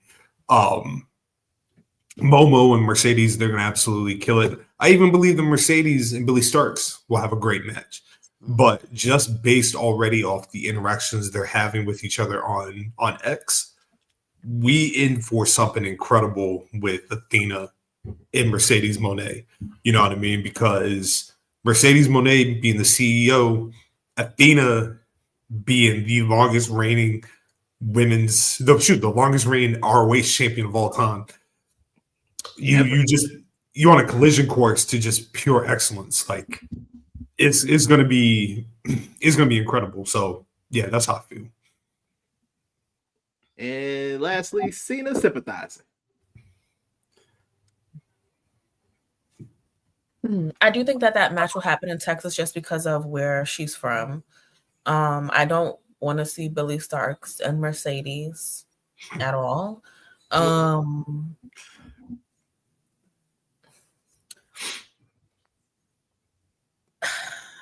It's fine. I think the match will excite me, but like right now, I don't care at all. I was so much more excited when it was Harley and Mercedes. When I saw Billy come up to Mercedes, usually I'm like, oh, look at her doing all of this. But literally, I was like, what is this girl doing next to her? Why are you in the room with her? I literally felt like that in real life. Like, you at the wrong show, girl. Right. But hey, kid. I didn't send out the invitation. So yeah, I don't want to be mean. I understand why people love her, I think it's because I wasn't there when it was like she was a kid in school doing her thing and she graduated and she's just this. I understand, like, that's cute, but like Mercedes is real shit. Like, I don't know, whatever. I don't write this stuff. I did not feel like she needed to be in the same air as Mercedes at all. I don't need to see a match between them yet, maybe in 3 to 5 years. And Athena and her, I'm sure 100% are going to put on a good match. I don't know how they're going to get me excited about it, but I know when I watch the match, I'm going to be excited. I love Mercedes. She's like my number one love. She saved something in wrestling for me as a young woman when everyone was being a hoe. And I just love her. I have a really special place in my heart for her, but she's not the best on the mic. And Athena doesn't move me on the mic. I'm not gonna say she's not good, but she doesn't move me. So I don't know how they're gonna get me excited, but like I said, I know the match is gonna be great regardless.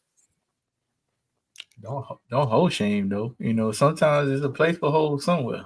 Yes, like one or two hoes, but when like 95 to 99% of the roster is a hoe and I can't relate to nobody, and I feel like the men are having these wonderful matches with storylines, and the women's talent for the night is like a turkey Thanksgiving dance off or some shit, or like a mashed potatoes, whatever.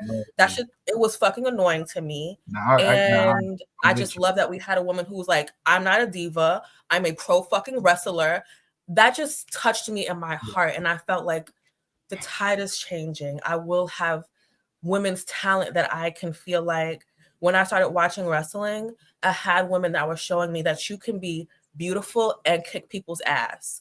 And what little girls were seeing was men are going to be out here kicking ass and you're going to be a fucking hoe, and that's your value here. And I didn't like it. So I do love Mercedes for that. She, not just her, it was, you know, we all know like 5 to 7 women that really turned that tide. So I will never speak down about anything that she wants to do, but the mic is not her strong suit. So if I may, sis, real quick, I really appreciate you bringing up that point. That's a great point. Real quick about Billy, I think you made a good point, because I was somewhere with the segment too, but I think you make a good point about them being on the same screen. Like, it did look kind of crazy. Like, Mercedes got 4 belts. Like, Billy ain't got no water. She ain't got no ice on. She's not doing puberty. No ice in the, right? Like, no ice in the club. She ain't even have, like, you know what I mean? Were they tag team? I don't know. What essentially what I'm trying to say is that I think you're right about that. I think that, you know, a little bit too much dip maybe early, whatever. However, being a Full Sail student and in the face of a lot of people in around America, people in the NXT crowd trying to like exactly what you're saying is some real shit, because people were trying to hoify Sasha's ratchet. Like, I got into arguments because of that down there. You dig what I'm saying? Because they wanted so bad to make Sasha out to be that, because that's what they saw. And I think this, like, you know, kind of going back to a few episodes ago, me and Mac was having a certain conversation as well. When you can defy that, she defied all of that Sasha's ratchet shit and still went up to the main roster and was like running shit. So I think like the point that you're making about that, you know, the impact that she had on you as a watcher and a viewer and a fan, I think it just rings true. Even me not necessarily being a black woman, but seeing like white men kind of project certain things onto this person that is from my community, technically speaking, and just having like a response to that, like being like boots on the ground during that part of her career. So I just, you're absolutely right.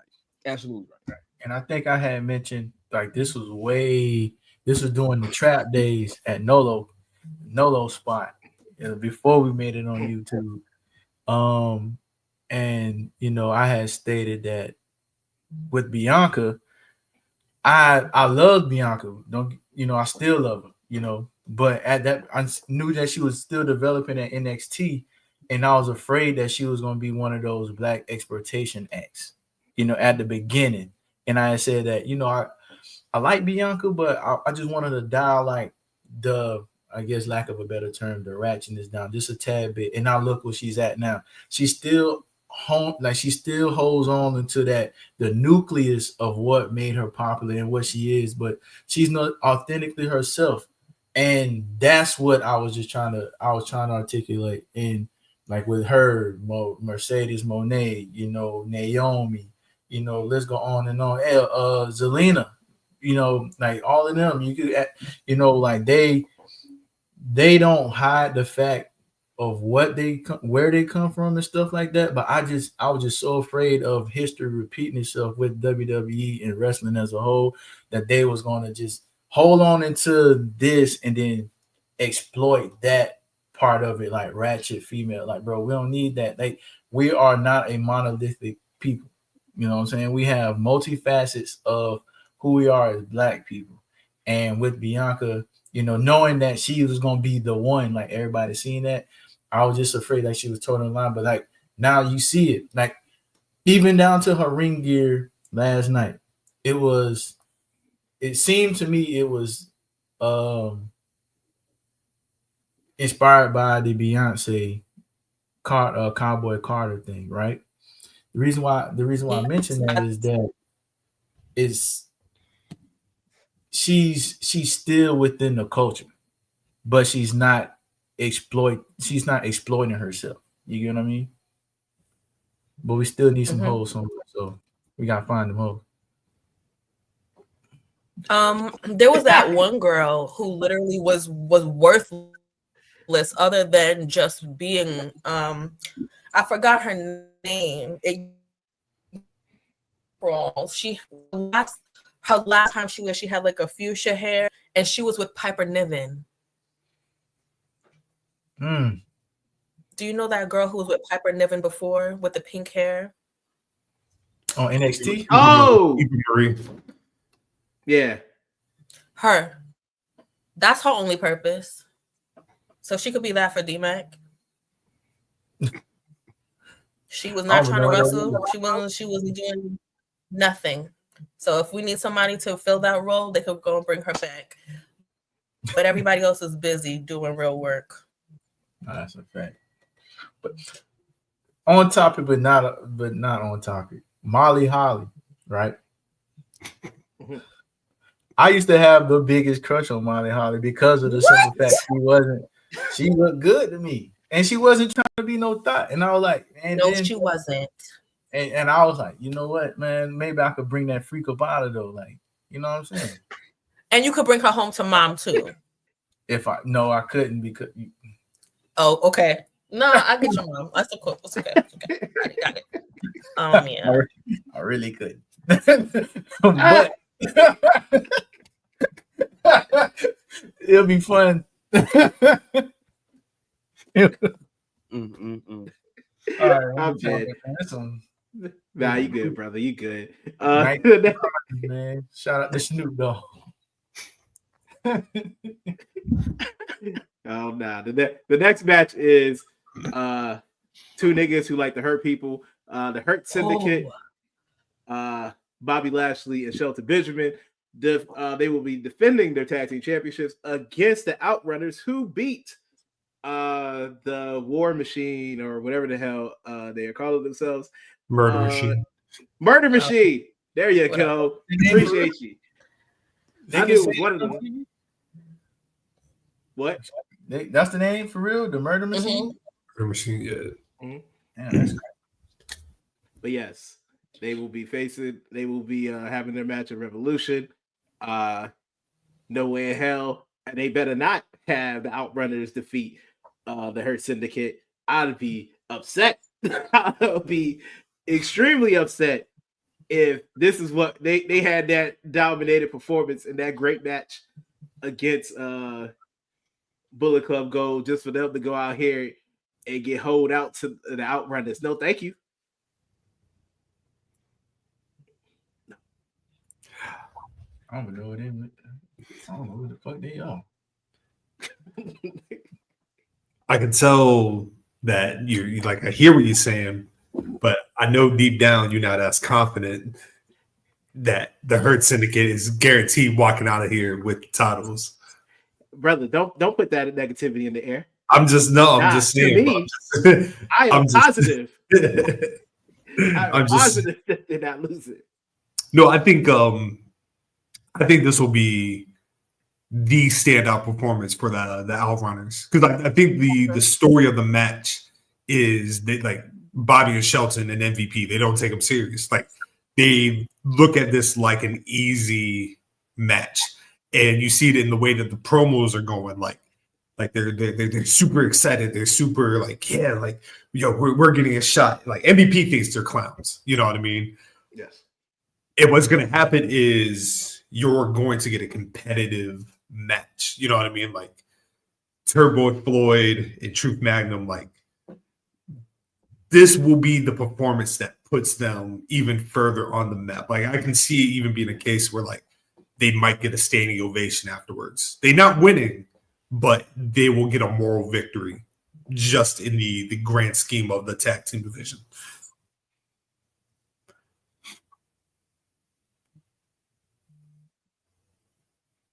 I agree. Yeah, I think them outrunners, man. They. So it was few conversations I think that was taking place like about a month ago. Conversations that probably shouldn't have been had in the public. And conversations that people who were being spoken about probably shouldn't have heard themselves. And again, this just goes back to respecting certain people that for all the people that take bumps for a living. But yeah, the outrunners really starting to grow on me. Can't say that I like when I first saw them that they weren't those guys and that I didn't see something, but yeah, I think they're becoming that. They definitely they're getting more gas for sure. And I think this probably is the moment, bro. You're right. I love the outrunners. They are very entertaining. I don't want to see them get hurt, but we are going to see them get hurt. They're not going to win the match, but it can be a great match. Number one, over anything, they are extremely entertaining. So without a doubt, the match is going to be entertaining. Hey, DMac, I have a question. What's up, brother? If I was to put the outrunners in a police lineup, would you be able to point them out? That was my question too. Yeah, they say they going home tonight. Okay. I was just curious. If it took me to drop the dime on the outrunners, they was going home, bro. They is making it home safe, bro. I was just about to shit half of the time, bro. When y'all see me looking down at my phone, I'm not texting. I'm looking Google. I looked up Queen Nana with Queen Ala. Queen Amanada, yes. Queen Amanada. I was like, yeah, This nigga said Queen Nana. Queen Nana. But you see though, okay. Yeah. First, some lady from Star Wars popped up. I was like,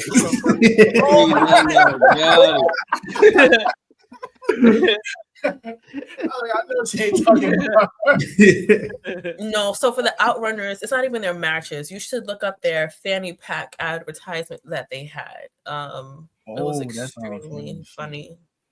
Just a short commercial, but it was great. Oh shit! I gotta watch these niggas. I kind of fuck with the look.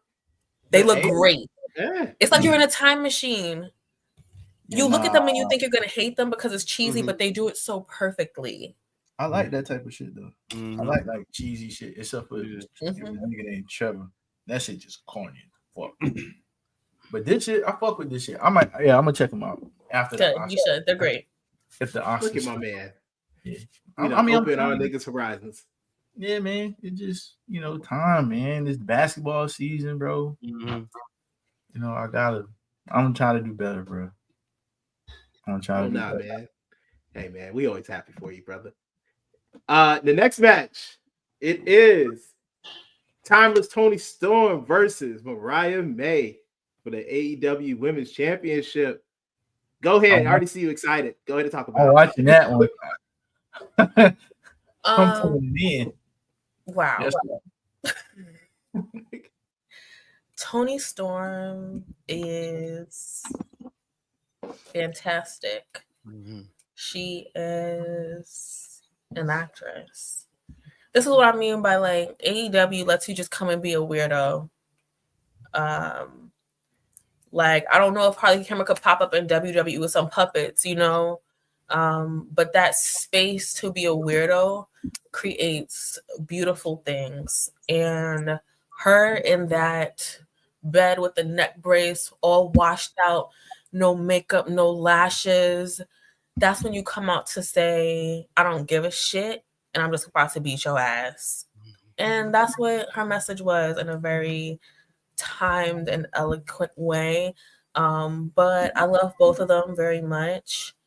Me too. I just love the fact that we have so many beautiful, gorgeous, crazy, psychotic, brutal women.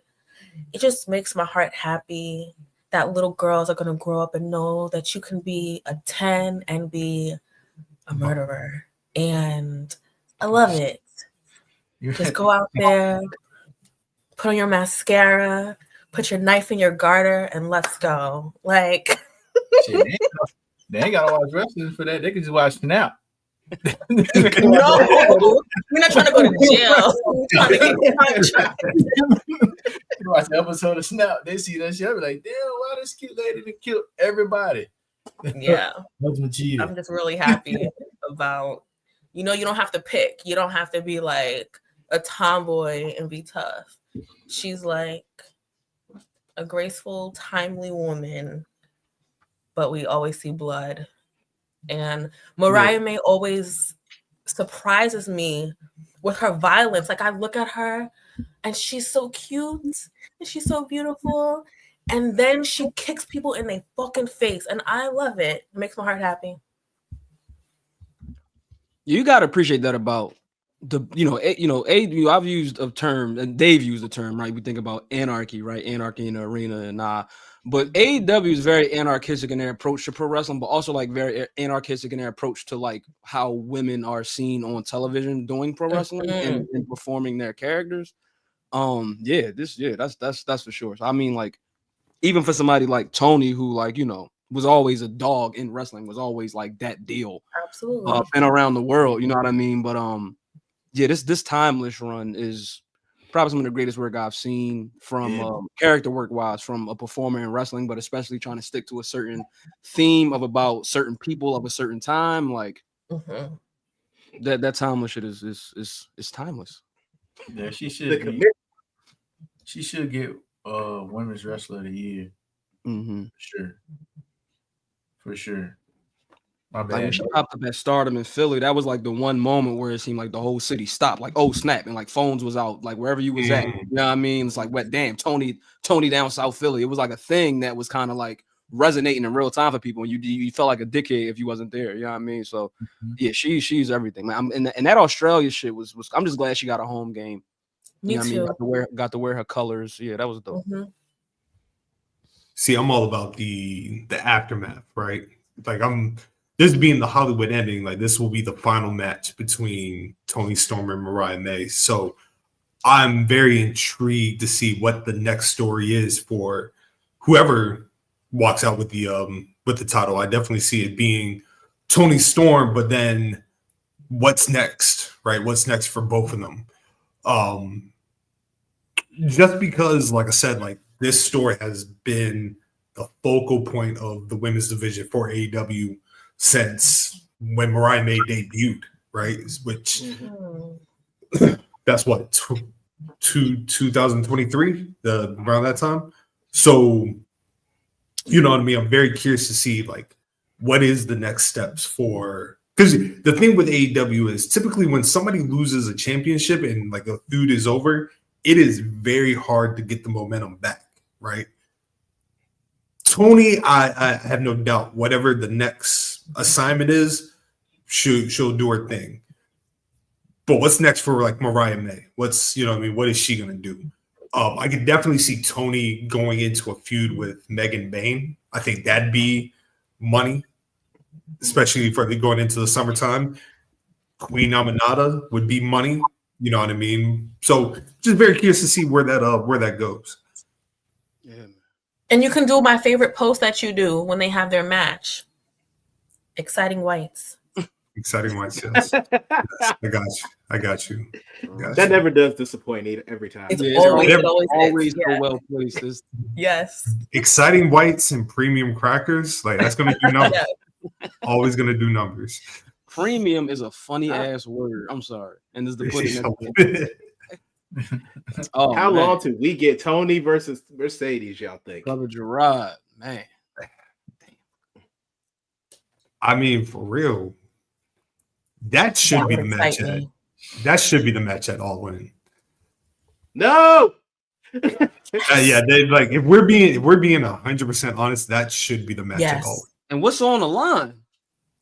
I mean, obviously, but it's like all the shit, all of them. Pick all one. All of the marbs. All of the marbs. Shit, pick that's, one. That's 5 chips. Said Have pick a all, belt. have all the presidents of the sanctioning bodies in the front row, like Ultimate boxing. Dragon. Yeah, no, that's crazy, Scott. If they, I mean, Like shit, realistically, when you think though, like next, I want to see next Revolution. I don't know. So if they're going the way that they're going, full gear, Mercedes and Athena could be double or nothing. Yeah. But if you going for the biggest matches, which I'm not saying Athena and Mercedes isn't, I'm just saying there's a potential that you have Omega and Okada in All In, Mercedes and Tony Storm. Yeah, I got you. I've heard enough. I have not. I'm holding on to my hope. And Well, you lost the vote. Holding. That's okay. That's good. I will stand on this island by myself. He Jeff Osborne. He holding on. Hey, dog. All I need is Wilson. All I need is Wilson, dog. I don't need nothing else. Yeah. Yeah, it is, though. It wouldn't be called Wilson, though. He would name it Willow. Yeah, man. Yeah, I wouldn't name it Willow. You're right. Willow will be right by my side the whole time. The whole time. Next match. Yes, sir. My Japanese son.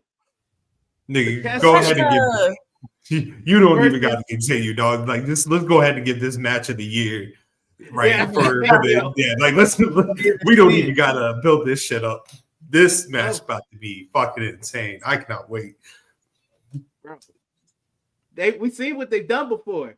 We've already seen it. I mean, this about to be spectacular, and I can't. Bro, wait. I've been watching pro wrestling since I was 3 years old, right? That's a long time. I'm about to be 35 this Saturday, right? Yes, sir. I have never in my life seen somebody take somebody from a suplex position, drop them, and turn it into a Blue Thunder Bomb. Mm-hmm. Konosuke Takeshita right now might be the best wrestler in the world. I'm sorry. Hey, bro. He should be world champion. Just that absolutely what Gerard said. World champion. That is what his trajectory is, but it should be now. It should be if he is to lose this to Kitty, go ahead and put him in the title picture. It's fine. He is absolutely losing this match. Yeah. Hey, bro. Hey. We all knew this. I knew this. I love my man, but I know he ain't about to beat Kenny. He not in LA. Fuck no. He ain't about to be 3-0 against Kenny. That's crazy. Nah, Kenny definitely winning that shit. But who the fans winning that shit? Yes. Yeah, we all gonna win. Yeah, I think I'm winner, chicken dinner, goddamn it. Yeah. No. This means something to me, damn it. Shit, I might fuck around. I might fuck around and start crying. I'm not even gonna lie. Yeah, Kenny's gonna start having flashbacks. It's LA. He gonna start thinking about shit. He gonna be thinking about PWG and nigga, all the California whole gang, Kyle Palace. He gonna possess himself. He gonna go crazy. You know what he should do? You remember in the first match they had, he busted out the DDT colors, like the green and orange. Yeah, he should bust out the cleaner look. Ooh, that Bullet Club black white. Get the troll game up. Couple little streaks. Oh my, the silver. Come on, bro. See, when he did the shot in the camera, I'm like, yo, like this is. I'm like, this is if the cleaner was Japanese. Mm-hmm. And Bullet Club, I'm just like, yo, like this is crazy. He got the black, he got the black fingernail polish on and shit. I'm like, yo, Soup got it, bro. Takeshita don't let you know you're a bad bitch. Yeah, every time. he gonna let you know. That's Blue Thunder Bomb in the business. Take off. I'm telling you, bro. It is cool, man. But yeah, we don't have to talk too much about that. But to round it off, the last match. We just go ahead and we just go to Lorenzo's topic. We even really got to dive into. we ain't got to talk about. Oh, you know what? I'm completely fine with that. Go ahead, Lorenzo. I see clearly. All right. Now, currently right now, there's a lot. Again, it's a lot going on in the world. It's a lot going on in the world of pro wrestling. I think right now is probably the best time to be a Black person who watches pro wrestling. Ashe Wrestling episode number 7, as we rounded out Black History Month, came out last week. As we saw at the beginning of the month, everything kind of starts with the Black History Month show, who our brothers here had the opportunity of being there. My brother Scotland recited a poem right before the entrance of one Darius Lockhart before his match with Darius Carter on the 5th episode of Ashe Wrestling. But when I was watching the 7th episode, it starts out, shout out my guy Josiah from Wrestling Flow, starts this episode out, nice bars. And it's time to really get into this Suge D and Caprice Coleman match, which is a story that they've been building ever since the initial episode of Ashe Wrestling. Very 24 type feel, HBO type stuff, as if we were watching combat sports as we see. They have a lot of pre-media that they like to show us before a particular fight. But in the 7th episode, they ran it out. They put the match on. Beautiful match. Suge D gets over. Hooks the weak leg of one Caprice Coleman. Caprice Coleman came into this match not a broken man, but a very experienced man. Still in great shape. But Suge D is the younger man, and he is our Pan-African world champion. While watching the 7th episode, Darius Carter, the All-Father, drops a promo from his lair. And I think it's a lot that we could be looking forward to when we talk about Vegas, maybe for the culture and even at the Ashe Wrestling show in Vegas. But when I'm watching this episode, and when I'm, again, this is the 7th episode of this program, I'm hearing the music, I'm seeing the faces. Earlier, our sister talked about how when Mercedes was debuting on NXT and, how that made her feel and things like that. A lot of us could speak to a lot of different experiences we have in watching media, whether that's any type of Black sitcom, Martin, Different World, what have you. Even with certain types of music, you see yourself, right? And I think that one conversation that we as Black people have always had with pro wrestling is like, where do we see ourselves, right?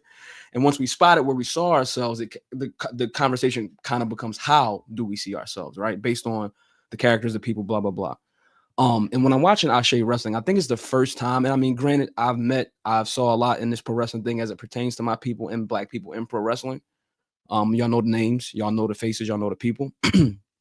But when it comes to independent pro wrestling right now in the United States, and folks who are not necessarily signed to major contracts, when I'm watching Ashe Wrestling, I think it's the first time in my 30, I'll be 33 in July, God willing. It's the first time that I've felt seen as a watcher of pro wrestling, watching Ashe Wrestling television. I'm hearing jazz music. I never heard jazz music in my life play like on some B-roll shit, like the audio, while I'm seeing like a wrestling ring and people in it, right? And I'm seeing Black people in that elementary school gym. I'm seeing a Black ring announcer. I'm seeing all Black competitors, all Black people. I'm hearing this Black music. I'm seeing people who I know and love on this program display their talents. So I think it's crazy. Like it's and I don't know how is this, right now live on the stream. I don't know if this is I don't know how this is resounding for many of you, but it's the first time I personally felt seen and cared for as a Black person watching pro wrestling. I love Crime Time. Rest in peace, my brother Chaz. Booker T is probably, the greatest televised Black pro wrestler I think I've seen, just like longevity wise, like a Black man on like television. And there's some other people there too. Rest in peace to New Jack, who my family knew personally. But when it comes to these people and these people that's close to my age and knowing y'all and everything that's going on, Ashe Wrestling's television program is the first time I felt seen as a Black person and cared for watching pro wrestling. So that's like my epiphany. That's, y'all can go watch the episode, go watch all 7, and it's more fire to come out. I also want to talk a little bit about what's kind of coming up for the future. Ashe Cosmos, it was always a thing that I was very curious about, even going back to the Locker Room Leads episode, interviewing one Darius Lockhart. Didn't get too much time to talk about the Cosmos, but next episode, the Cosmos will be like premiering, right? We're going to be seeing newer names. I think that the episodes are going to have a bit more wrestling in them. So far, the episodes have been very varietal, like a variety show. But next week, we got a lot going on, man. We got a whole lot going on. Kiera will be on the show. You dig what I'm saying? We got Rihan on the show. it's a lot of people whose work. If y'all haven't seen their work, y'all pretty much have to see. We got a real good tag match with Culture Inc. and Treehouse Lee and Al Sabah. Kevin Knight is going to be on this episode against Movie Mike. So we got a lot of good things going on as it pertains to the Ashe Cosmos and learning more about Black professional wrestlers that's out here by the tens and hundreds doing anything. Shout out to Righteous Reds True for putting out his 500 every year. So yeah, watching their television program it really means a lot to me right now as a person that's been watching this thing all my life. And when we've heard the soundtrack, SmackDown versus Raw 06 and all of those things slap, they do. The current iterations of WWE got different hip hop songs on them. It's all good. We've heard songs on Madden, NBA Live, and all cool. But when I'm sitting back and I'm hearing jazz and R&B music while wrestling is on, I'm like this is what the fuck I've been wanting like all my life. Even if I never thought I should be asking for that or never thought I would get it, I'm like this is how I kind of wanted to feel a few times during my lifetime watching pro wrestling. So I hope that that makes sense for everyone. Absolutely. Absolutely, beautifully said. I will say two things about that the previous episode of Ashe. Number one, being there live for the Caprice Coleman Suge D match, one of the greatest matches I've ever seen live. Like that match was so masterfully done. You know what I mean? And even how it was presented on TV was beautiful. But like seeing two true veterans and like the top of their game, you know what I mean, before the match, Ron Simmons doing the presentation of the match, gorgeous, absolutely everything about it was just beautiful. Definitely one of my top favorite matches of all time. But there was a promo that took place on that episode from Treehouse Lee, and I don't know if too many people know about Treehouse Lee. You know what I mean? Like he was somebody that came on my radar pandemic and post. If you're familiar with like I said, Sun Ra, the jazz artist, if you watch Treehouse Lee's promo, I'm gonna right now put that is my promo of the year because I don't even starting already. The tardies are starting. The new tardies are starting already, bro. Yeah. Mm-hmm. Yeah, nah, man. That promo was just, everybody go check it out. Like Treehouse Lee is a unique talent, man, just through and through. So yeah, beautifully said to the brother Lorenzo, man. Yes, sir.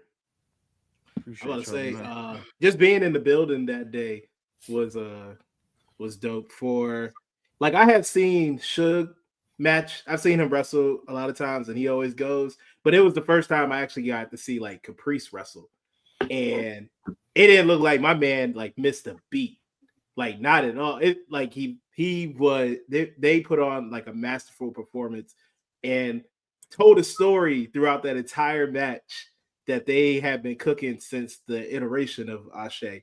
And it was just showing like that Caprice still got it.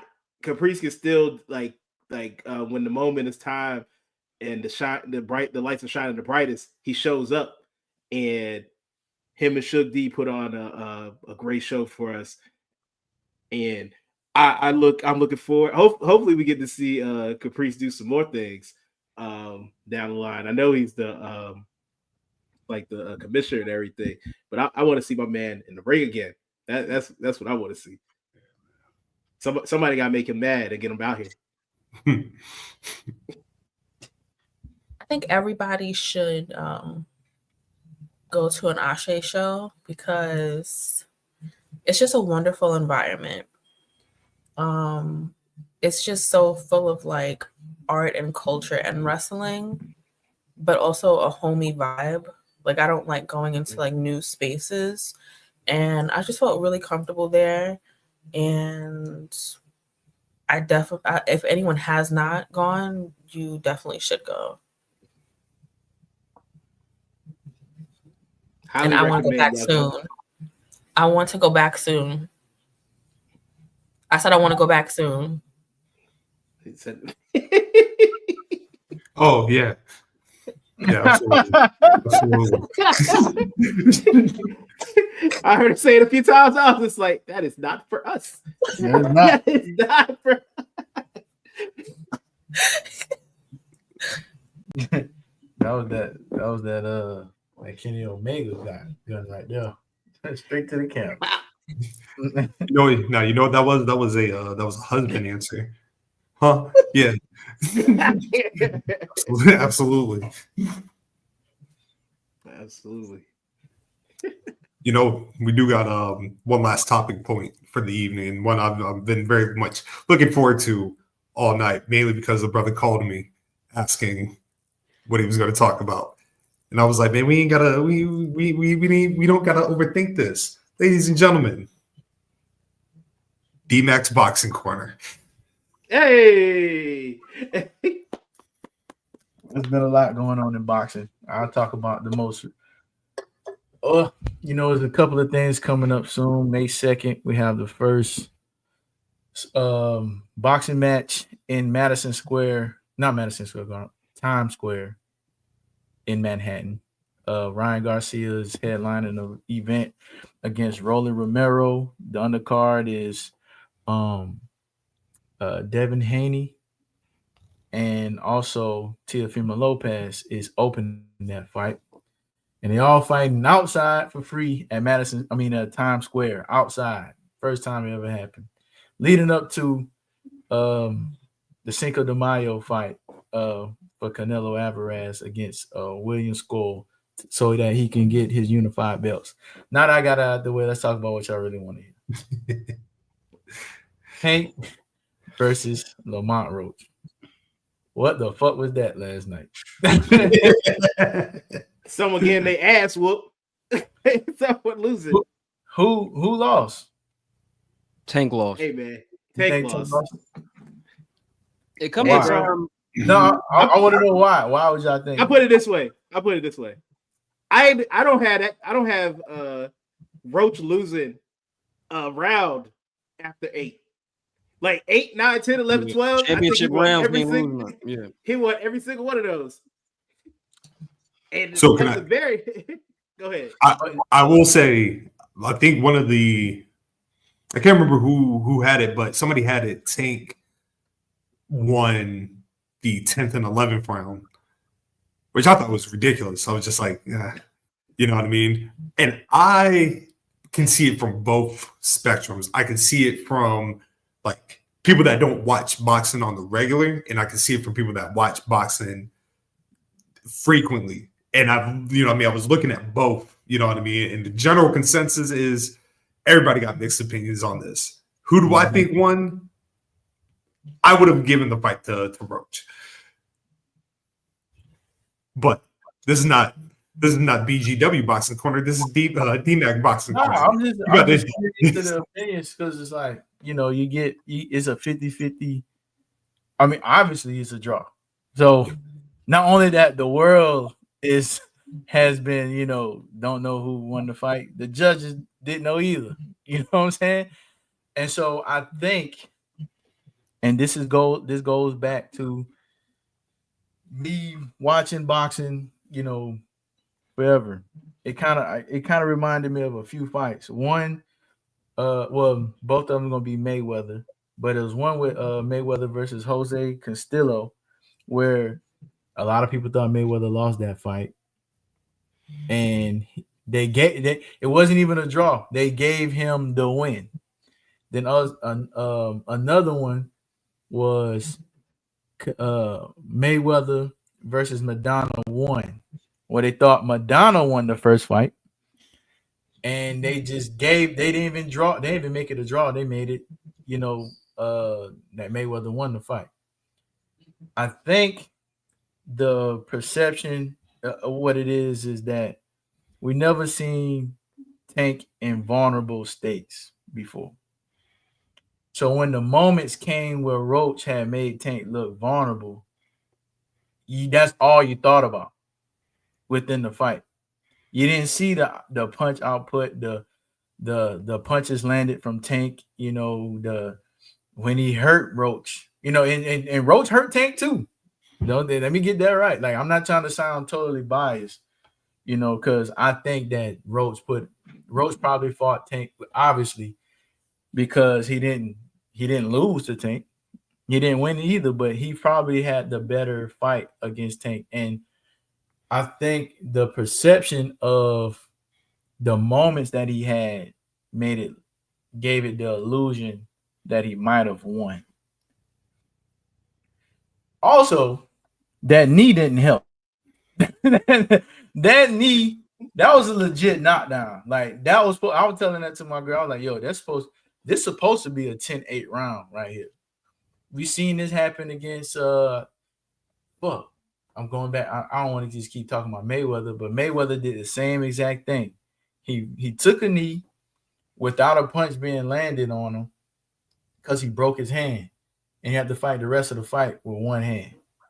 We seen Tank do that too. Well, not take a knee, but we seen Tank beat a nigga up with one hand. He Pitbull, the second person to ever go 12 rounds against Tank. You know what I'm saying? Nigga fought 31 times, only 3 people lasted the whole entire fight. You know what I'm saying? So the other things is factoring into this fight too. Not only, the grease gate, that we gonna call it, because like what type of grease that motherfucker put? I don't want that shit. What if I gotta go to the gym and that shit burn my fucking That nigga had blue magic in his head. Yeah, blue magic never did that. So he's about something. Yeah, man. Nah, that blue magic never did. I played plenty of games with blue magic. Blue magic, Murray, goddamn. Hell, I even had an S curl. I was trying to be like Sammy. I like the way I was trying to get that Sammy look. Goddamn it. The S curl with the tip fade. That ain't never happened. So whatever the fuck he had for them braids, he need to stop that shit. But also, the retirement talk was scaring me before the fight even happened. Once I was hearing the retirement talk at the first presser, he wasn't even. I was like, this fight ain't gonna go the way that he may want it to go. You know what I'm saying? Mm-hmm. And Lamont wasn't even fucking with that shit. Lamont was like, I don't give a fuck. He talking about that. He better shit. He getting that. He step foot in that ring. I'm gonna whoop his ass. And I watched Lamont. He got robbed before against Jamel Herring. He actually beat the shit out of Jamel Herring. Yeah. And they robbed him because they were trying to set up that fight against Shakur or whatever. And also, it was on Veterans Day. If you don't know who Jamel Herring is, he's a former Marine that fought in the operation of Iraqi freedom as a Marine. He had Marines there. He wore the fucking American flag. So he's already got the sympathy from the judges if it was a close fight, even though Roach beat his ass. But also Roach took a loss. And if you know about any fighter that took a loss before, they got nothing else to lose. Mm-hmm. So they're going in there, and I get to beat the best, whoever, one of the faces of boxing. So I think overall this is a good thing. Like for boxing, I think that night of boxing, is good for all aspects of it. Now we got a new star coming up in boxing, is Lamont Roach. The rematch is going to be good. We don't have to hear about this retirement. They said, Coach Calvin said, "Oh, that retirement talk Tank was talking about, that shit out the window." He trying to get back in. He said the press conference, he was like, "Yo, Tank talking about getting back in the gym tomorrow." So it lit up a new fire in him because he was like, I'm doing the same one too. I go in there, knock a nigga out, go to the club. You know what I'm saying?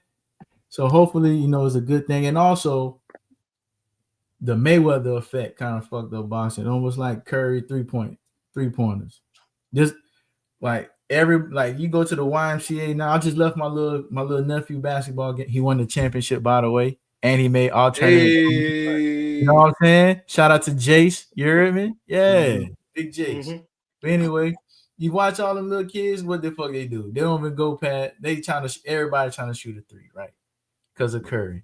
Not understanding that it's three level scoring in basketball, just like in boxing. Everybody trying to goddamn be undefeated. You don't have to be undefeated to be great. Hell, Sugar Ray Leonard lost. Came back, beat that nigga ass who beat him. You know what I'm saying? And he's one of the greats. Sugar Ray Robinson. You know what I mean? Everybody, just like I could even go back, I could kind of correlate it with wrestlers. All wrestlers don't need to wear fucking Jordans. It don't make your outfit cool. God damn it. You're not gonna get that deal. That is for Roman and Roman only. God damn it. Yeah. The rest of y'all look corny, especially the goddamn what's the super kick niggas? I don't even want to call them the fake rockers. The fake Young Bucks. Fake rock. You call them the fake rockers?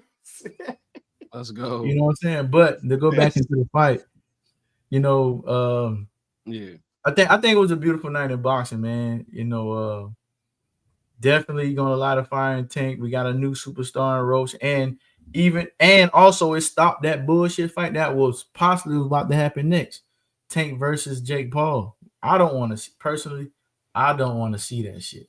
Me neither. It was rumored that he was gonna, if he was to beat Roach, he was gonna call out Jake Paul. That's why Jake Paul was there. That's Jake Paul tweeted before the fight. You know, he was kind of alluding to it even at the presser that he was gonna call out Jake Paul, and it still might happen next. But he need to get that get back, and I think that's gonna open up a whole line. If he is true to his word about retiring,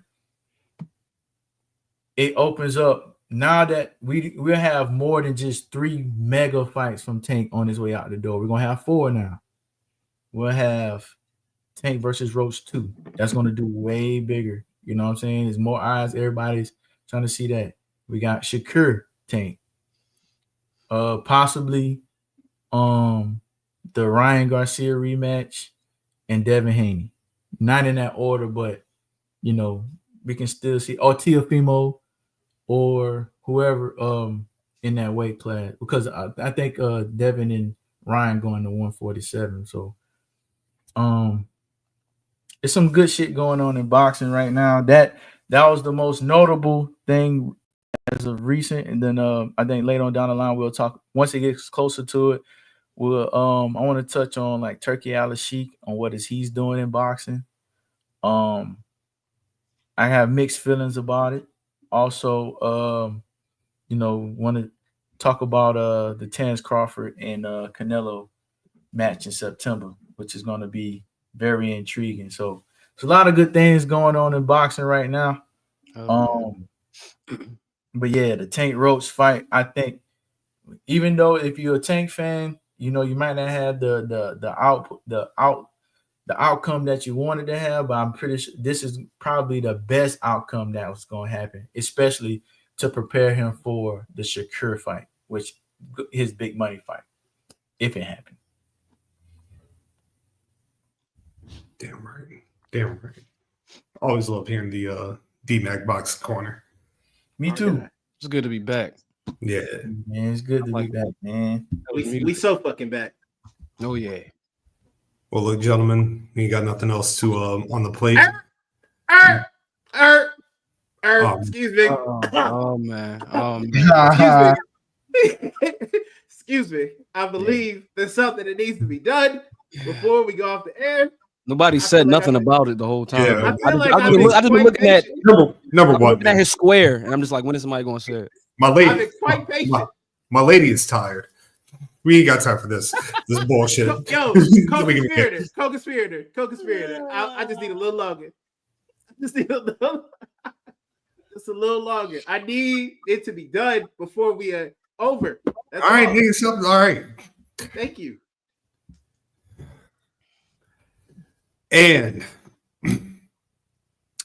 new BGW World's Prediction Champion, Solo Nolo Green. This guy stinks.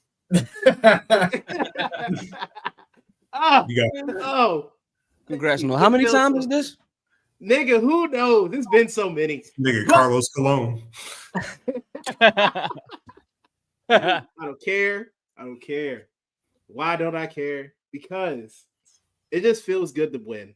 And thank you, brothers and sister. Because we are all former champions. All of us. And it is just beautiful to see. And it should be great when one of us wins. We should all want to uplift them, but also want to defeat them. So don't worry. I will be defending this next week. That's no problem. And I will hopefully become victorious so I could be your defending BGW predictions champion. That's all. Thank you, brother. That's all I wanted. Well, that's a terrible way to end the show. I don't think so. I think it was perfect. First of all, John, if y'all can be with me in applauding my love on her podcast debut and the excellence that she did this evening. Yes, absolutely. Is there anything you would like to say before we rock out of here, my love? How can we not talk about how cute Tiffany and Trish Stratus are together? Yeah, they real cute. They're so cute together. They are, yeah. They are. They had me thinking that Tiffany was a Canadian for a minute. I'm like, she's from Minnesota. You know, and it's so crazy. Y'all all comparing Tiffany to Charlotte. They don't got nothing in common. Tiffany and Trish are, they are perfect together. Tiffany doesn't look green next to Trish. Trish doesn't look old next to Tiffany. They just look like they are supposed to be together. And he's telling me her kids need her.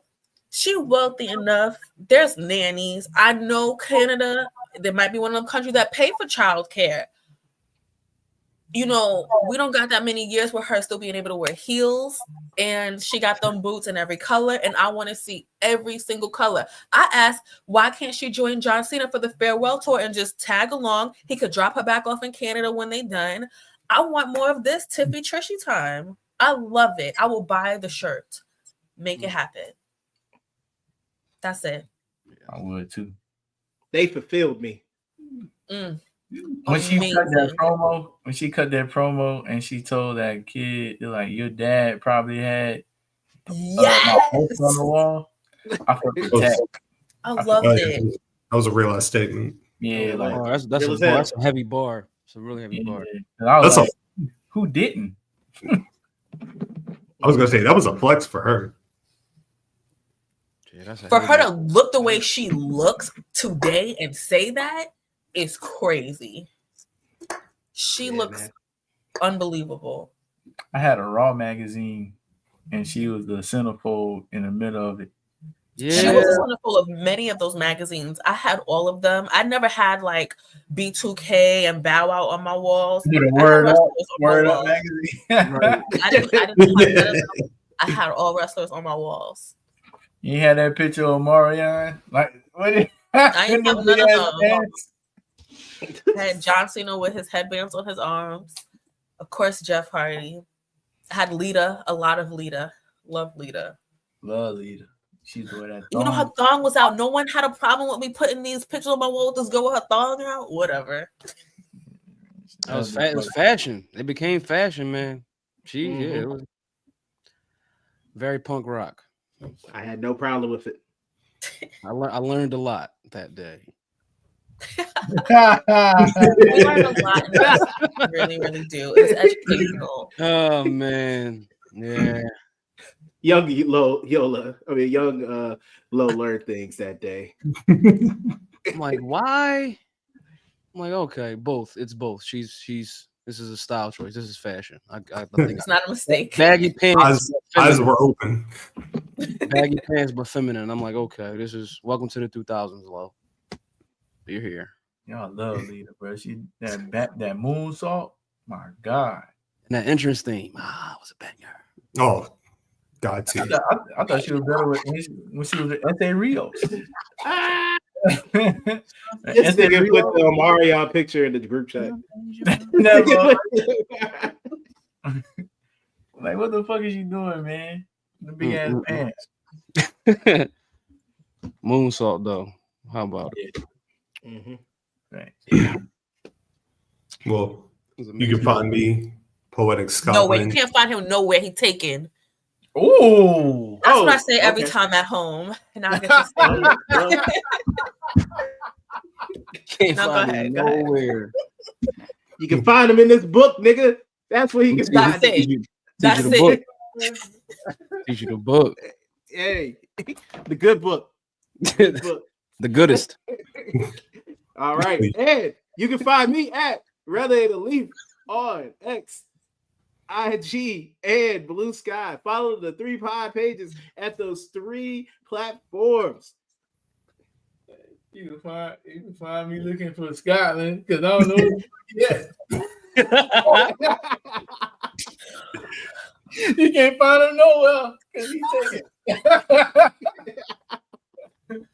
You can find me at DMacTardy on Black Planet. I was thinking about Black Planet the other day. They had some shit going on with the astrology. Y'all heard about that? And in my family group chat, they were talking about it's the best planets I've ever seen. I was like, you ain't been on Black Planet before? You know? They ignored that shit like that shit wasn't funny. That was funny as fuck. But anyway, you can find me at DMacTardy on a whole bunch of shit. Just find me, man. Or at my little nephew games because he be hooping and shit, whooping ass, belted ass, just like his uncle. Wow. He a champion. Big champ. Big champ. Big Jace. Shout out Big Jace, man. You already know y'all can find me at, man, Low from the Lead, The Locker Room Lead on visual platforms.